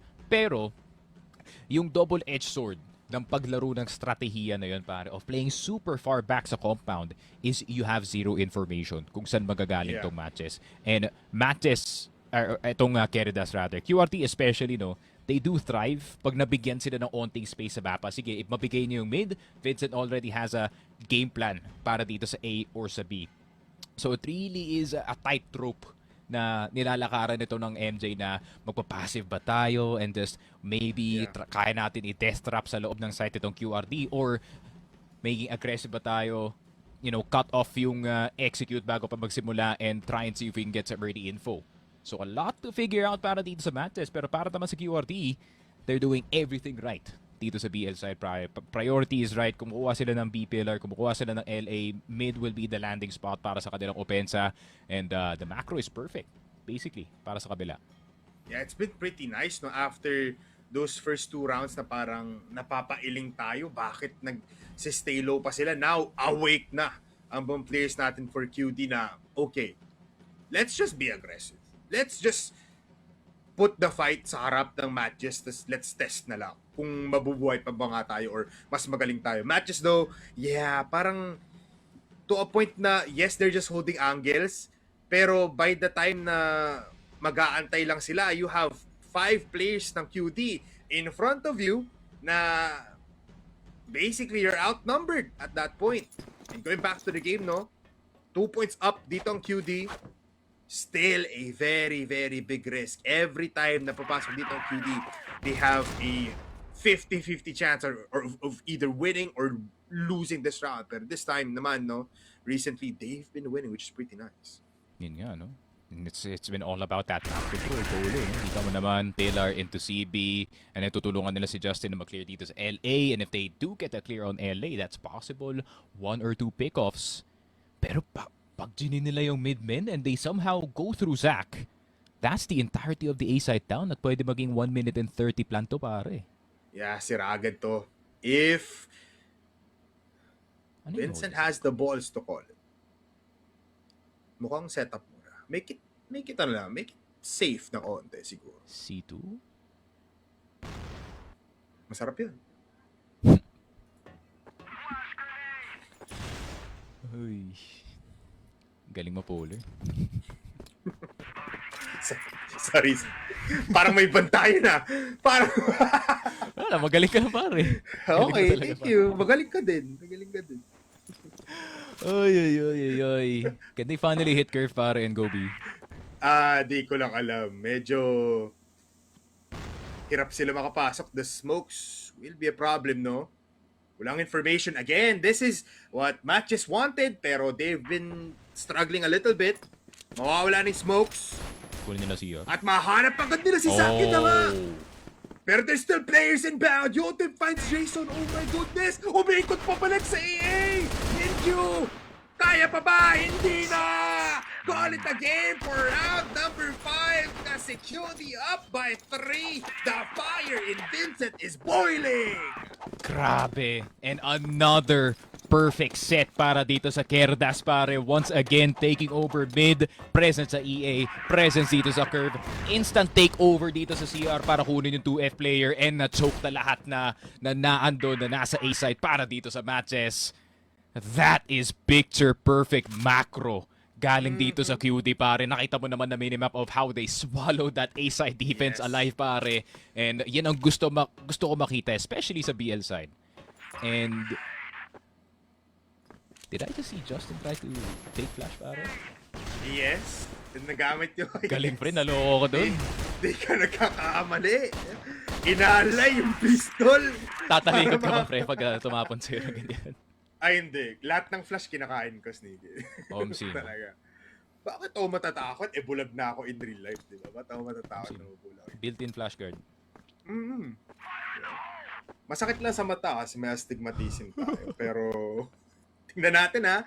It's another day dito sa mid and curve para sa QD. Yotib still yet to have found the player through the smokes. MATTJESS very scared now though, no?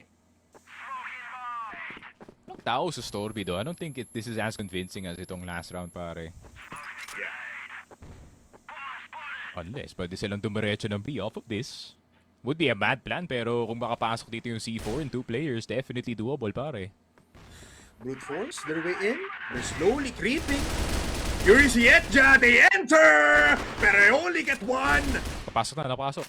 Saglit lang, Aldrin and Ninkyu is there for the cover at isa pa, C4, one more double para kay Ninkyu. And Jason, fade away shot. It brings them around. MATTJESS hindi pa patay dito sa compound. Yun nga, ang double-edged sword, hindi lang para dito sa MATTJESS, pare, kundi para rin dito sa Querdas. The lack of information around the map, obviously, you do not know what angle to look at, no? Pag kinalaban yung MATTJESS dito, not making a sound whatsoever dito sa baka sites. And some really good finds. And also, a bit of forgetfulness, min, para dito sa Querdas na nakalimutan nila na yung literal na first B player is itong si Aldrin. And no one looked in his direction, pare. This is settling nicely.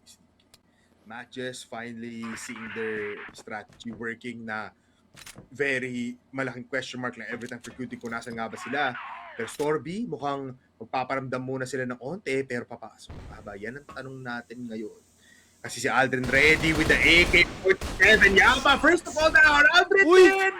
Na-flick on Yobs! Pero Ninkyu is there, 2 for 2 trade. Wait lang. Iniikutan ngayon ng mga players mula sa curve. They're waiting right now and Zach finds the shot. Yung C4 malayo pa, Sneaky. Naku po. At may timing pa ata si Ninkyu if he pushes CB. I think inassume nila na manggagaling sa EB itong isang player, at least galing sa curve, pero wala namang dumaan na katawan dito sa kanyang backside. Pero Yetja, if you can find both players dito sa Storby, this is definitely a round to save. Pero si Zach pwede rin mag-threaten dito sa kabilang side para Ninkyu. Di titingin sa tamang direksyon, Yetja! Can he get a second one? This is getting tight, Polar. Oh, naniniwala na lang si Justin dito kay Yetja. Ito ka lang to help to kill of Zach. Jason, it's a 1v1. Onti na lang. Yun na nga si Justin. Double kill. Trust in his teammate pero he still prevails sa 1v1. Grabe, Justin, the man who usually doesn't have the spotlight para dito sa Querdas, is now saving them in dire situations. Ang napakapangit ng round na yun para sa QD. At sinong nakakalimot ng C4 dito sa may B-side? Kalimutan na rin natin yung last round kasi panalo naman dito yung QD. Sabi dito ni Justin, the entry who was the clutcher getting the first pick dito sa mapa natin. Ninkyu, you can sense the desperation galing sa MJ na kumuha ng puntos. Yeah, I mean, pinadala na si Ninkyu, no, para at least gumawa ng onting sugat, pero wala. AK na si Aldrin. Kanina pa yan. Ano, idol niya ata si ano, sino nga ba yun? Si Tito? Baka kabaliktaran yan, pare. Hindi ko lang sure. Tingnan natin. Sino nga ba yun? Inisip ko tuloy yung player. Nakasalamin, kamukha ako. Si Tito. Sino nga ba yun yung... Si Shucks na sa isip ko. Hindi yun. Matanda na. Chinese player. Chinese Kulay blue player. yung logo. Kulay blue yung logo. Xiao Xiao? No. Yun, si Mino. Tito Mino. He always loves the AK. Lalo na dito sa compound, That's him, right? actually. That's actually a generational pull caller. Napaka. And he holds it. And same din yung position every time. Pero di niya katulad sa Aldrin na makapal yung mukha. Nalalabas pa dito sa Storby. Ay, nako, pakapalan pala ng mukha, sabi dito ni Aldrin. I can also replicate what Mino can do! Pero si Jason, what a spray through the smoke. Nakita na nga dito si Justin, pero si Etcha gusto rin dumaan dito sa EA. Gutom, Pero si gutom. Jason, okay, may gap yung smoke pare. Nagkakitaan na nga sila, pero si Jason, mas patigas ang ulo. Zach will get the double kill in a 5 and 3. Okay, MJ, onting bawi lang after yung last round natin. And QD, instant timeout bago pumasok ng second half. That's curious actually. Yeah, I mean, ayaw nilang mabigyan pa dito ng almost a tie game no, bago tayo umabot ng second half. Vincent, cooking up a little bit, daming tinuturo. Yetja, sabi niya, ba't di ako nakapatay dun? Hirap. He had to, man. I think they just need a breather. Siguro mga 30 seconds. Fortunately, yung timeout natin is literally a minute and 30 straight. Kasi kita mo naman si Yetcha, he is distraught despite the lead, pare. Yes. And para naman dito sa matches, yun nga, 4 head cams for now, pare. Pero si Zach, from the limited na makita natin sa kanya, pare, he is the exact same. The guy doesn't change expressions. Eh. Ano masasabi Yes. natin kay Zach? Kahit nung maganda placement nila last time, nung in-interview siya, "Ay, okay lang po. Okay lang. Okay lang po, nanalo kami. Ay. Job's I'm not 6-1 by finished. the way, sabi niya. Totoo ba? 6-1 ba yun si... Diyos ko po, Zach. Para makasabay sa nonchalant act, pare. Lalagay mo ng parenthesis, 6-1 by the way. Ganun talaga. Alam na alam! Uy, hindi ko galawan yan, ha? Okay, yun. I am 5'11 sige and a na. half and proud, pare. Pero proud pa ba Okay. dito ang ating QRD? Can they cook in the timeout? Kasi last time na nagluto sila sa timeout dito, Paul, nanalo naman sila. Oh. Pero isang round Totoo. lang yun nung Ankara. Isa lang, yeah. Which is something, if ever, lalo at last round to ng first half, no? But, Yetja, still proving na it needs to be a little bit more oil sa gears nila to actually work pretty well. Lalo at GR side sila after, no, Sneaky? This is a different matches naman yung may kita natin. Di na passive. No more passive gameplay anymore after this. Pero, curious lang ako na saan ngayon pupuntang matches. They've exhausted everything sa mapa for the entirety of the first half. Mid ulit, pero kasi it hasn't been working Yeah, it makes it. sa recent rounds. Yeah. I like that yung pag nagta-timeout itong QRD as well, is everybody takes their headset off. Si Yotib medyo rebelde eh, kaya he's just listening to his captain or maybe not, hindi ako sure. Pero feeling ko mas ramdam kasi yung timeout, no, when you know your captain is talking to you man to man, heart to heart, pare, literal na magkatabi. And feeling ko powered up na dito yung QRD after that timeout. Feeling ko bipolar, they're recognizing the opportunity in front of them, pare. A win that can set them to the skies dito sa group stage. But they still have to get it. Definitely. So, nakita lang ako may kamukha ko pala sa ibang... Si Shax nga. Yes. Si Shax. Lahat naman tayo may kamukha somewhere, di ba? Yes. Si Vincent may kamukha yan. Hindi ko lang Sino? sabihin. Secret. PM ka sa baba. Yeah. Maangas yan. This time, Yetcha looks like pwede siya maging may cousin ni CBN ba? you're not wrong, no? Oo, no? The Thin Bros. Parang inulang ng isang bottle ng bigas. Yes. Si CB yung Thompson. nakakain. Sinasa Exe na eh. Yes. And we know, historically, Exe players, and this is a fact though, they do grow in size men pag sumali sila dun. Tino mo si Polex. Tinan mo si Aljon. O, diba? Oo nga. Si Arjun tagal na doon, kaya ang dami na nakain bigas nun. Sim. Mid control though. QD? They're testing. You see C4 not in their hands, so they will be just trying a little bit. Walang clear sa LA, walang clear sa LB though. I don't like this. Hindi sila nagparamdam, no? So, very dry, very raw. Walang smoke. Oh, wait lang. They find in Q. Enter now. the entirety of QD for the last round of the first half. Taki They Zach. enter with 2. Zach gets 1. Pero yung last one, tumama pa. Zach is still alive. He gets 3 piece dito sa may A site.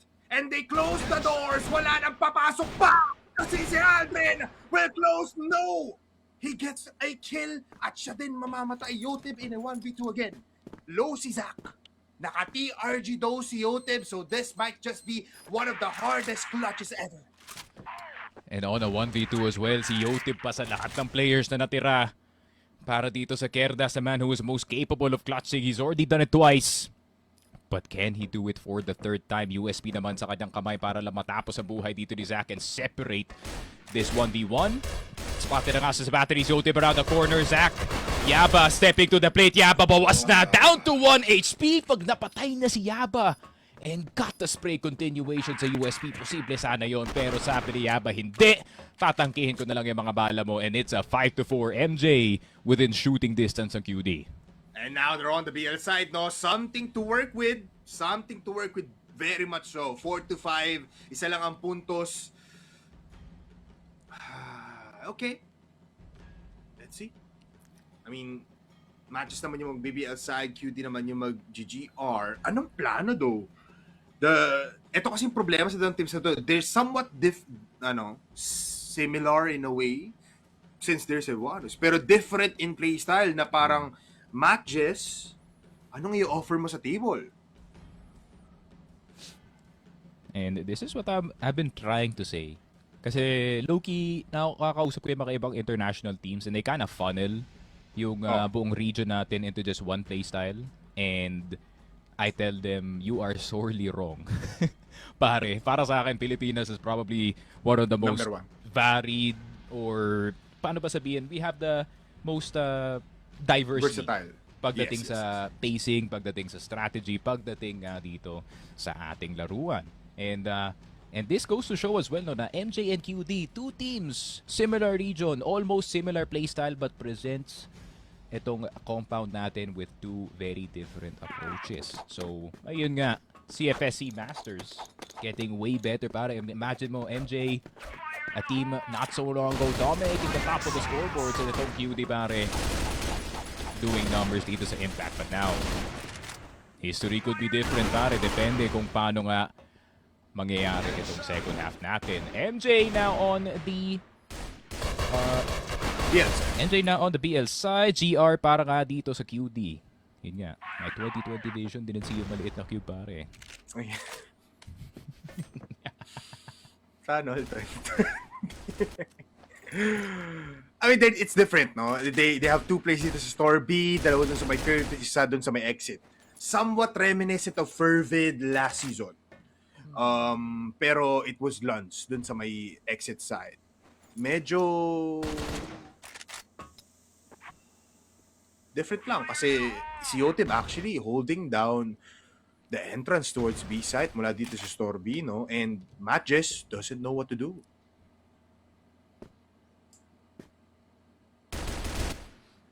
Yeah, sit steady lang pare. And sila naman yung nag-aantay ng any outliers para dito sa Querdas, no? Pero at most yung kanilang forward player ay si Yobs. And naghahanap sila ng mabilis na reaction galing dito kay Yetcha. Yetcha making noise on purpose para hindi sila tumingin dito sa ilalim ng tower, no? Pero si Yobs ang unang makakuha ng kill. Aldrin masyadong aggressive dito. No trade, no? Parang spacing for the players there were really good. Parang pinadala lang talaga si Aldrin even in Q. And even Jason, that's a 3 for Yobs. Pero may sagot naman. Zach and Yaba will get 2 at makakapasok dito ng B. Pero yung C4 nasaan? Nasa gitna ng kawalan. Someone needs to run Store B immediately, pare. No, do not go 3EB here, pare. No. Thank you. Thank you, Vincent. God bless you. Vincent, still thinking about it, pero dito na yung bomba. They will go 3B. They will go 3B. Oh, no. This flash better be good, pare. It's a double flash grenade. Bulag, pati sila. Oh, no. MATTJESS is just claiming them. At buhay pa yung dalawa. Vincent, 2 HP. Wala nang magawa. Ba't kayo ng 3B? So, who could have saw that coming, no? You know, pare? Who could have saw that coming na 3 players funneling into a choke point na magre-retake dito sa B site with plenty of time. By the way, na umikot nga dito na Storby. I do not know, man. There's no reason para magmadali dun, pare. Like, I don't know what, why Vincent hesitated na pumunta nga dito na storage B. They needed someone to distract yung mga players sa site para hindi nga sila tumingin ng EB. That's why I hate triple retakes exactly like that, pare, with a passion din. Tsaka ano notorious na rin naman yung B-side na doon na sobrang hirap i-retake, especially doon.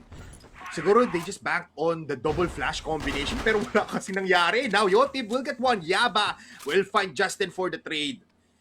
Somehow, mag-reset lang ating mga plays for both sides. And 1-for-1 actually is better para dito sa QD. Or rather, para dito sa MJ. Defense is now split between yung dalawang sides ng mapa natin. And you can now see yung mid-round adjustments para dito sa Querdas. They do want to assign itong si Yobes para tumuno kay Yetza sa may mid-side. A successful crossfire would definitely be a big help para dito sa depensa ng QD, pare. LA, control for matches exit. Considered. Meanwhile, may isa pa ng investment Yaba on B. Oh, I And don't look like at this. This is one hell of a round, possibly, Sneaky. 50 seconds left. Committed na dito ang MJ sa may exit. At spearhead pa dito si Aldrin. MATTJESS lining up for the execution, possibly. Pero check lang nga ba? Mukhang di na papasok na lang. Vincent falls down. There goes Jason with the kill. And then Q as well. M4 na nga yung gamit at pinuntriya dito si Yetja. Yaba to cut off the rotations. Wait lang, nakita nyo yun? Ba't di niya pinapatay? Giving it away, but it does get the kill at the end of the day. And Ninkyu with a double para matapos to and to claim an advantage. Grabe. I mean, the only... You know, a fun fact about yung site na to sa A, Bipolar. Na yung bintana na yun was literally just for the flash dito sa site. Yes. And for the one lineup sa 2F, pare. Nakakapagtaka lang. Ba't walang naglaro ng room A para dito sa QD side natin? I feel like it's such a powerful position to be in, no? Especially pag naka-rifle ka, pare. You could cause disruption kung sino man na nasa loob ng site and you could just, peek left and peek right. Just be annoying in general, no? Para sa kanyang team. Pero, man, I wasn't expecting na mahuhulog agad si Vincent dito sa 2F considering right to zero, pare. It was played pretty well for MJ. Parang really wasn't gonna be doing anything there. Hindi niya makikita sa smoke yun, Polar, kasi nag-landing pala right in front of 2F. So yung full bloom nasa harap niya, pare. That's a goated lineup. Not really a lineup, tinapon niya lang, pero it's a goated Lineup smoke, pa din. pare. Yeah. Let's see. This time, taking it pretty slow. Yobs might be a little bit curious, no? 4 players on tower. Just for the nade na wala nang mahanap.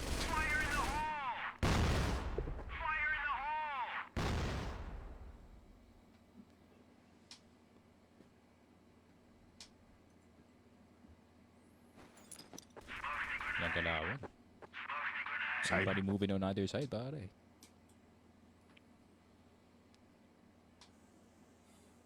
Yeah, then 40 seconds, no? Siguro tapos isip na lang kung saan pwede pumunta after getting a pick of Aldrin to be the starter. Pero Yubs, he finds them across far for the ages. 30 seconds left, brute force na lang. And now the call is towards B. Oh wait, Jason, napasobra, pero siya ang makakuha ng kill. It's a 3v3. Napitas na, 20 seconds na lang. But they're still taking their time. Ang call ay sinisigaw na dito ni Zach. At nahanap pa dito si Vincent na IGL is down. Justin with a kill off. Pero stuck na nga. Justin with a double kill. Yaba, all alone, 6 seconds. Di makalapit, di makapuntriya, di makaharap ng tao at siya pa ang mamamatay. What a hold for QD.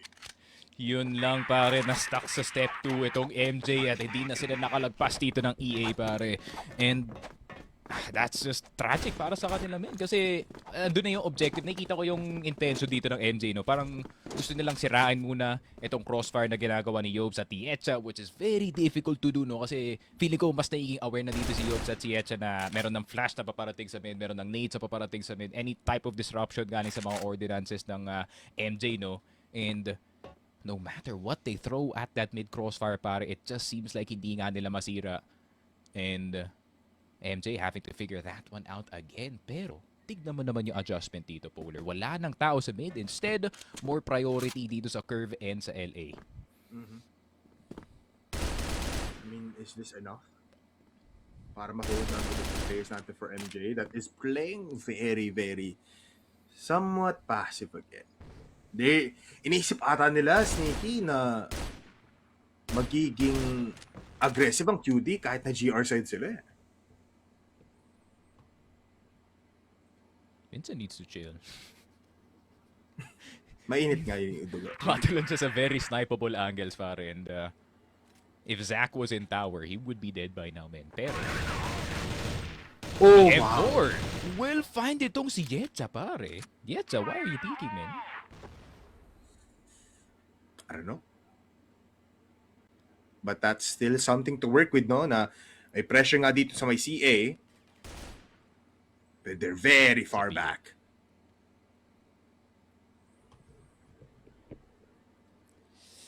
Sa pihit, pare. I can smell it. Yeah, look at the lean. Doon sila papunta. At Yaba gagawa dito ng gulo. Baiting out a little bit. Justin now gets the kill though. So may defense pa rin naman sa B. Justin, can he get a double? No, he cannot. Thank you, Aldrin. 1 by 1. Makakapasok pero Yobs, hindi na nirespeto yung smoke pati flash. Tinangkin na lang. It's all up to Vincent in a 1v4. At hindi niya nasusubukan pa. Ibibigay na lang. Ay.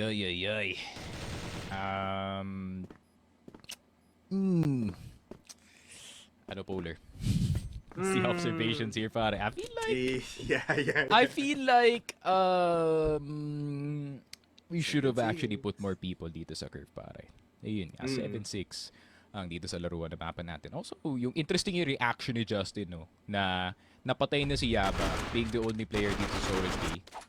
And then he decided to Go back. sit and fight dito sa Yeah. taas, pare. I'm like, I think my first reaction would be jumping immediately down dito sa mga servers, pare. Fully knowing na tatlo na nanggagaling sa curve. But I can't blame him, no, for that kind of mistake. I feel like the comm came in a bit late galing dito sa mga QD players natin. So, need to be a bit faster pagdating sa mga ganun. Kasi MJ, just like how I said, timing-based system, pare. One bad call, one late call lang talaga. Pwede na kayong matalo sa buong round, men. That proved wonders sa round nila. Playing off of that small detail gave them a breathing room and an advantage once again. Dalawang players dito sa may store B. Vincent is just waiting. Pero kakagat ba dito yung MJ? Yaba will just clear out. Pero commitment will not be there. Aantayin niya lang ulit na gumawa dito ng play yung 4 na players sa ibang side ng mapa. Pang-distract kaya? Or could be a straight up Robbie hit, pare? Oh, does find Vincent. Pero kiliti lang. Nararamdaman ko na yung W ni Justin Min na papress na eh. And I'm like, don't push that, pare. That's not the best angle to play at. Pero, Yotip, hold on. Oh! Jason, ubos na. That's a start for QD once again to claim a tie game. Pero the timing of the essence now, or the timer of the essence for MATTJESS. 43 seconds to play with Sneaky. I feel like the choices are just gonna be B once again kasi buhay pa naman si Yaba dito sa store B. I like yung positions na nilalaro daw ng dalawang players natin.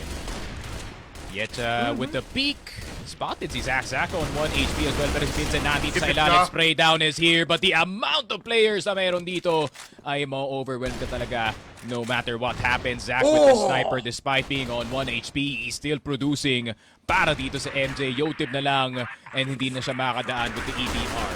8-6. MATTJESS.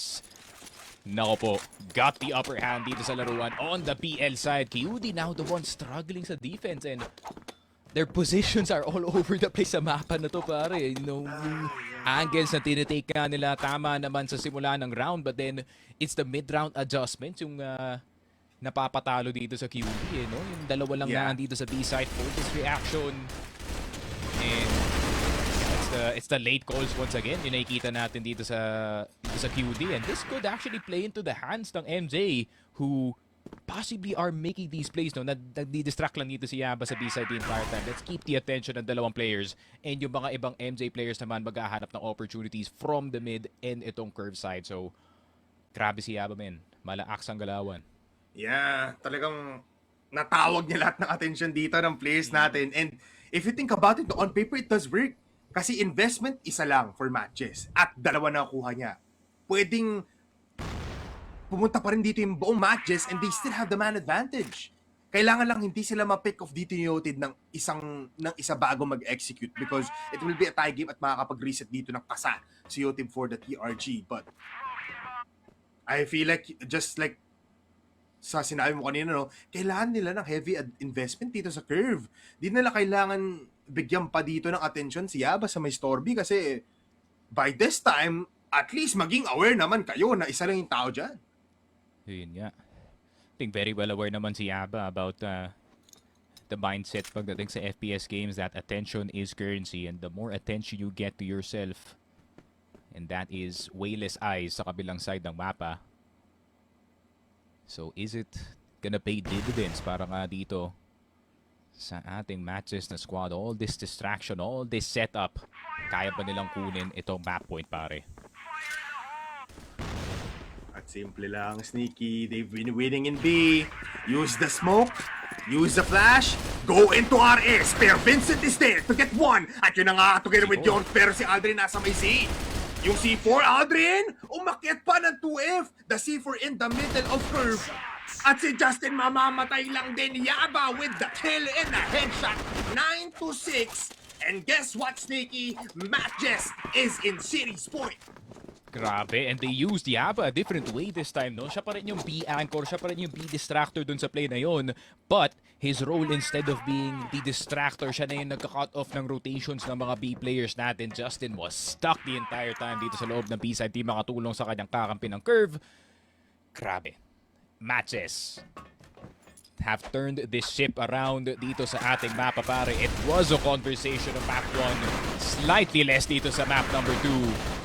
And it was a longer one dito sa map 3. Pero MATTJESS mukhang sila pa nga yung makaka-final word dito, pare. Yeah, I mean, the chemistry within these boys, no, are really blooming right now sa may compound na we trust on Yaba to do his own thing and he trusts on these 4 players to not fumble a big mistake. And somehow, QD hindi pa din talaga gagawa ng isang milagro. Hindi sila gutom sa early advantage. They just want to play still sa sarili nilang positions.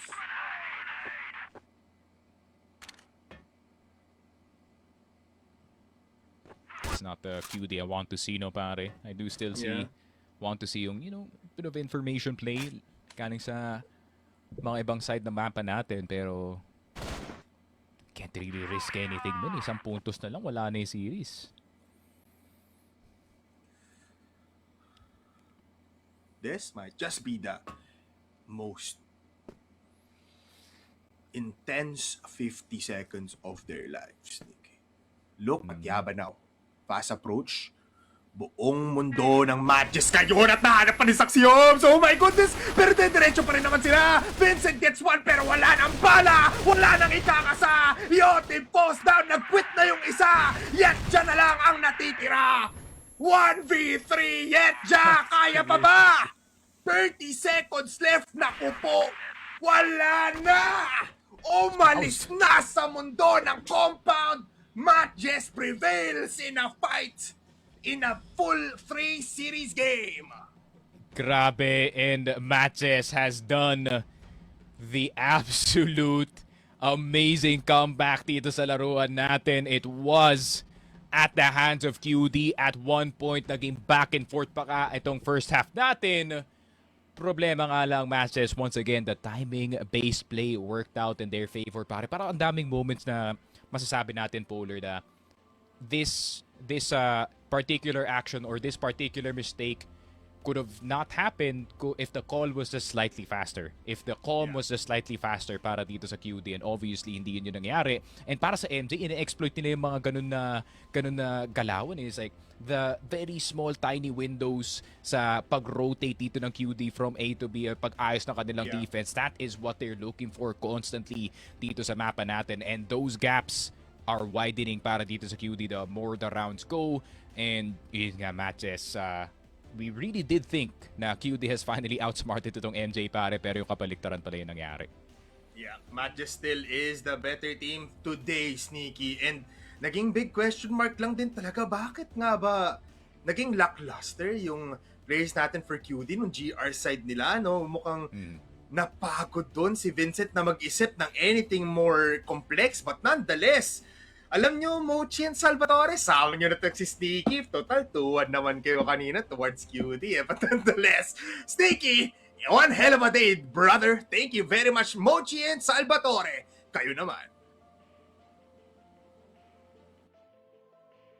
Thank you so much din sa inyo, syempre, no? And grabe naman talaga yun. I am sure that a lot of Querdas supporters today got their hearts broken after that one. Kasi parang nalimutan ata ni Querdas kung ano yung gusto nilang gawin sa seryeng ito, no?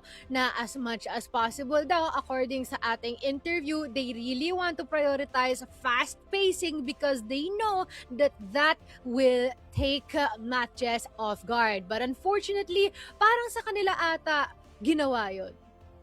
No offense, no, Mochi, pero parang nakalimutan din ata ng Querdas paano pumindot ng mouse one, no? Especially in new compound. It was a huge struggle para sumagot dito, no, sa MATTJESS na it ultimately, in our perspective naman, Mochi, these are rounds that MATTJESS can really pull off, and it's very readable at the course of how they really played out in the past week nga naman.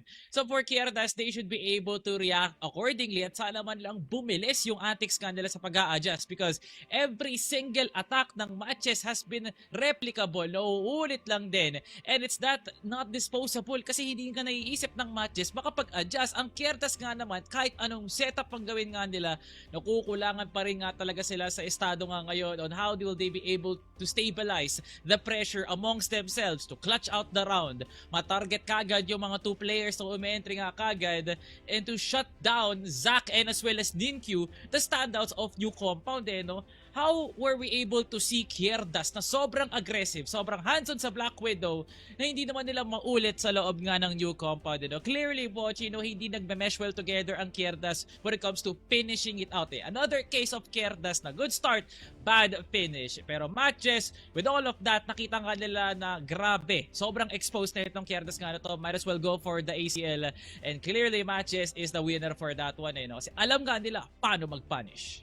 And I do think it is really worthy to highlight din yung binanggit mo kanina, no? That there is something about MATTJESS that just really makes sense when it comes to creating those types of reverse sweeps and being able to adjust, adapt, na pag-aralan kung paano yung mga behavior ng kanilang mga katapat and how perfectly they've been able to execute dito sa mapa ng new compound. And my oh my, I feel like we already have our expectations as well that alam natin magpa-pop up si Ninkyu, magpa-pop up si Zhao, magpa-pop up din tong sila yung team as well as si Vincent, no? Pero this type of scenario wherein everything should have been made sense, no, para dito sa Querdas dahil nagawa na nila yun sa Black Widow. Unfortunately, that hasn't been the case because in terms of kung paano nga ba maging more consistent and more amplifying itong si MATTJESS, yun ang pinatamasa nila dito.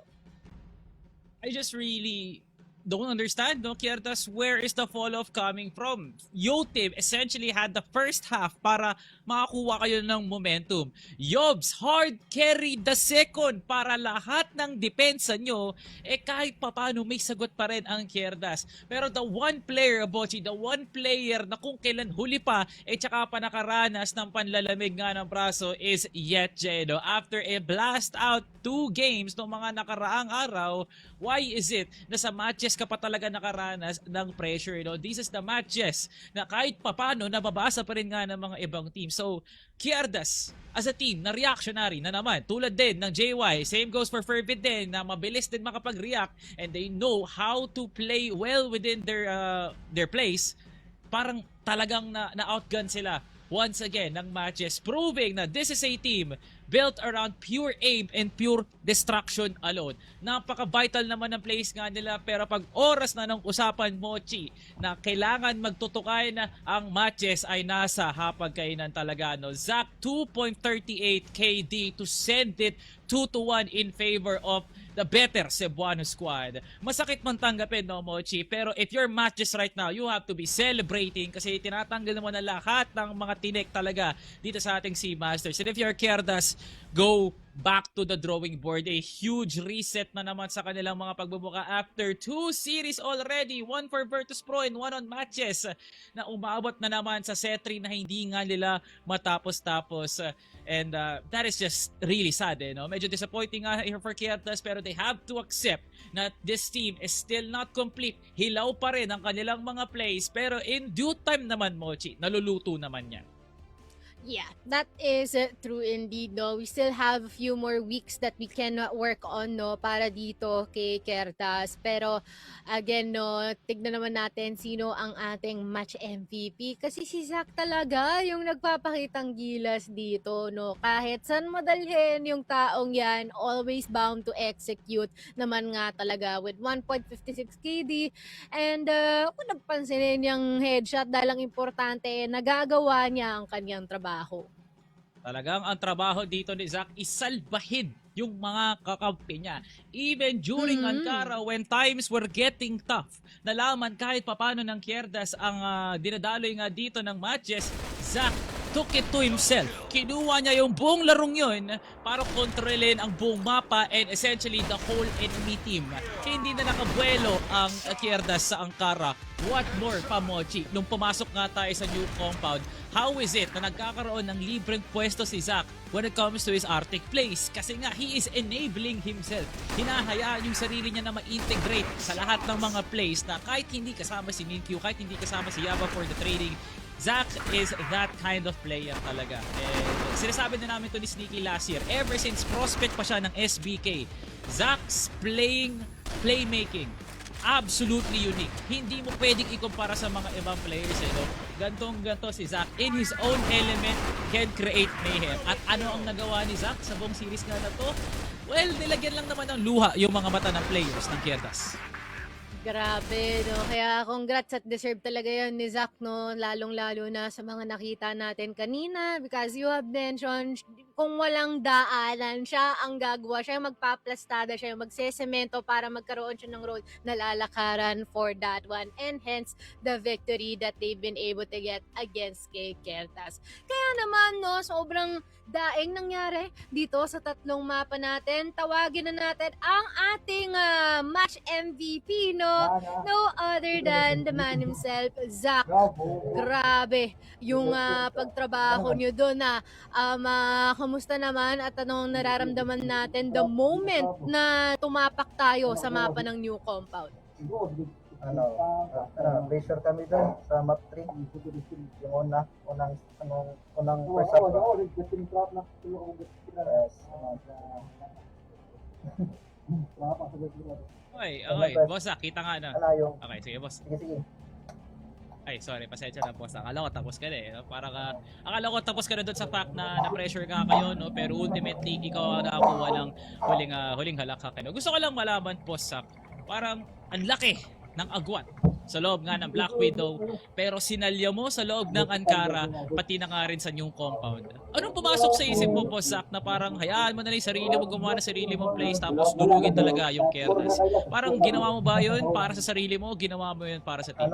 Team lang, as a teamwork lang. Ginawa namin yun. Dapat comms lang, wala sa mga kampi. Well, para sa amin kasi parang ginawa mo yun, Zach, para sa sarili Ano, mo. yung Yun, ano, parang yung ikaw talaga kasi, nag-stand out. Kulang sa hype yung laro namin. Parang pablang. Ooh, grabe! Baliw ka, Zach. Grabe. Zach, baliw. Yan ata yung pinaka mainit na sinabi mo ever since, Zach. Pero Zach, thank you. Yun yung gusto ko marinig talaga mula sa'yo. Sanay na sanay ako sa para practice, FFA, no? Okay lang naman yung kalaban. Pero yan ata yung pinaka mainit na sinabi mo sa buong balat ng lupa, eh, no? Mochi, baka may gusto ka pa itanong kay Zach. Yeah. Especially para sa araw na to. Ayan, siguro ang nag-iisang tanong ko na lang dito, Zach, no? Kanino kayo pinaka nahirapan doon sa katapat nyo? O kung nahirapan man kayo. Sa ibang team. Dito, sa Sa- laban sa nyo. Querdas, sa Sino sa Querdas. kanila, sa Querdas? Sila ang lahat. Mahirap sila patayin. Galing sa tao nagsabi parang pub game lang eh. No? Para lahat daw naman sila nahirapan. Play safe, Boss play Zach, safe. ito, last na talaga. No? Kasi gusto ko talaga malaman eh. No? Bilang sa'yo, sobrang init mo na nga na player ngayon. Siyempre, may kadagdagan na kumpiyansa yan. Boss Zach, sino ang gusto mong sunod na makalaban at ano ang mensahe mo sa kanila? Kahit sino lang, boss. Kahit sino. Yan lang. Kahit sino eh.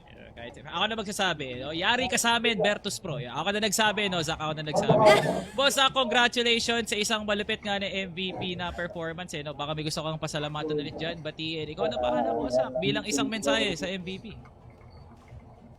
Salamat kay Boss Matt pero nag-motivate sa amin. Yun lang. Yung nanonood.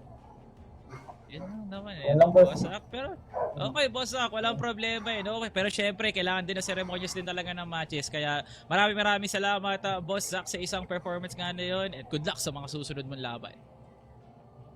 Thank you so much, Zach, and congratulations, no? Parang gusto na magpahinga ni Zach. Anong oras na ba?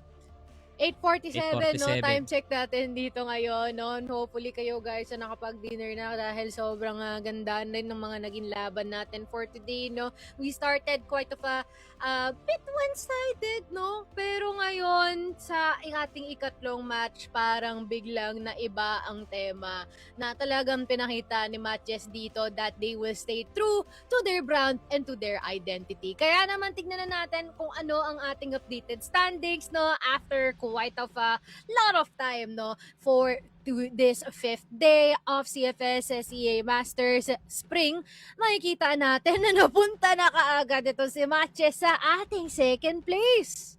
Wow, Well, these are very inconsistent numbers din naman, no, Mochi, kasi pwede pa ito magbago. Pero the jump that MATTJESS had Oo. from their games towards now is just absolutely felt. At sabi ko nga sa iyo, no, Mochi, hindi pa rin magbabago talaga ang antas dito, no, ng MATTJESS. Kung last year, palagi sila nagpupumilit mag-map number 3, ganon pa rin naman ngayong taon at sure talaga na pag umabot ng third map yan, kukunin na talaga yan ng MATTJESS. So their 3 wins already is proving to be very, very strong. Yung talo nga nila sa execration, kahit nga umabot ng 3 maps, naging dikit pa rin naman kahit papano.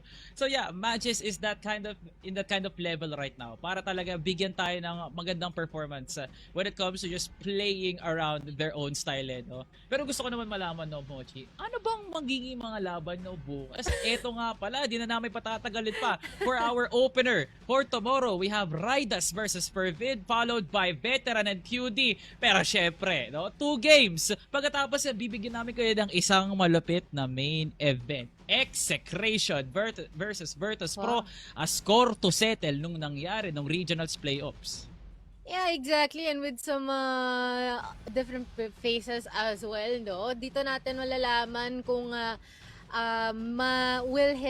is history bound to repeat itself based from what happened for last year execution, actually understanding how Virtus Pro or formerly SGJ na kung paano talaga sila gumalaw dito, and if magkakaroon nga ba sila ng retribution arc. So I guess no, quite of a banger itong ating mga matches for tomorrow. Grabe talaga, no? And syempre, papasalamatan natin lahat ng mga nanonood dyan until now na tumambay, nakisaya, nakatawa, medyo nainip mag-antay at some certain moments dito sa ating stream. And I really do hope na supportahan niyo uli kami for tomorrow. Any last words dito, Salvatore? Ayun guys, maraming salamat sa inyong lubos na suporta sa panonood nga pala ng ating si Master Spring. Hindi namin kayo bibiguin sa mga susunod pa na aksyon kinabukasan no? And I hope ready na nga kayo kasi habang tumatagal ang mga laban, habang tumatagal ang panahon nagiging solido ang ating mga laban no? Thank you so much din sa mga nakasubaybay din sa mga updates din ni CrossFIRE Philippines. Kung di ka pa naka-follow, ngayon pala din pindutin mo na nga yan para alam mo kung ano nga ba yung mga susunod na laban at kung may mga pa-events si CrossFIRE Philippines hanganda-kanda ka para nga sa panahon ngayon no? See you guys sa mga susunod pa na araw, and yun lang naman sa akin, no, Mochi. Ayun na nga, mukhang natapos na ang ating mga laban. Bukas, meron pa tayo. Huwag kayong mag-alala. And for now, kami ay magpapahinga na muna, and I hope that you guys have a good night.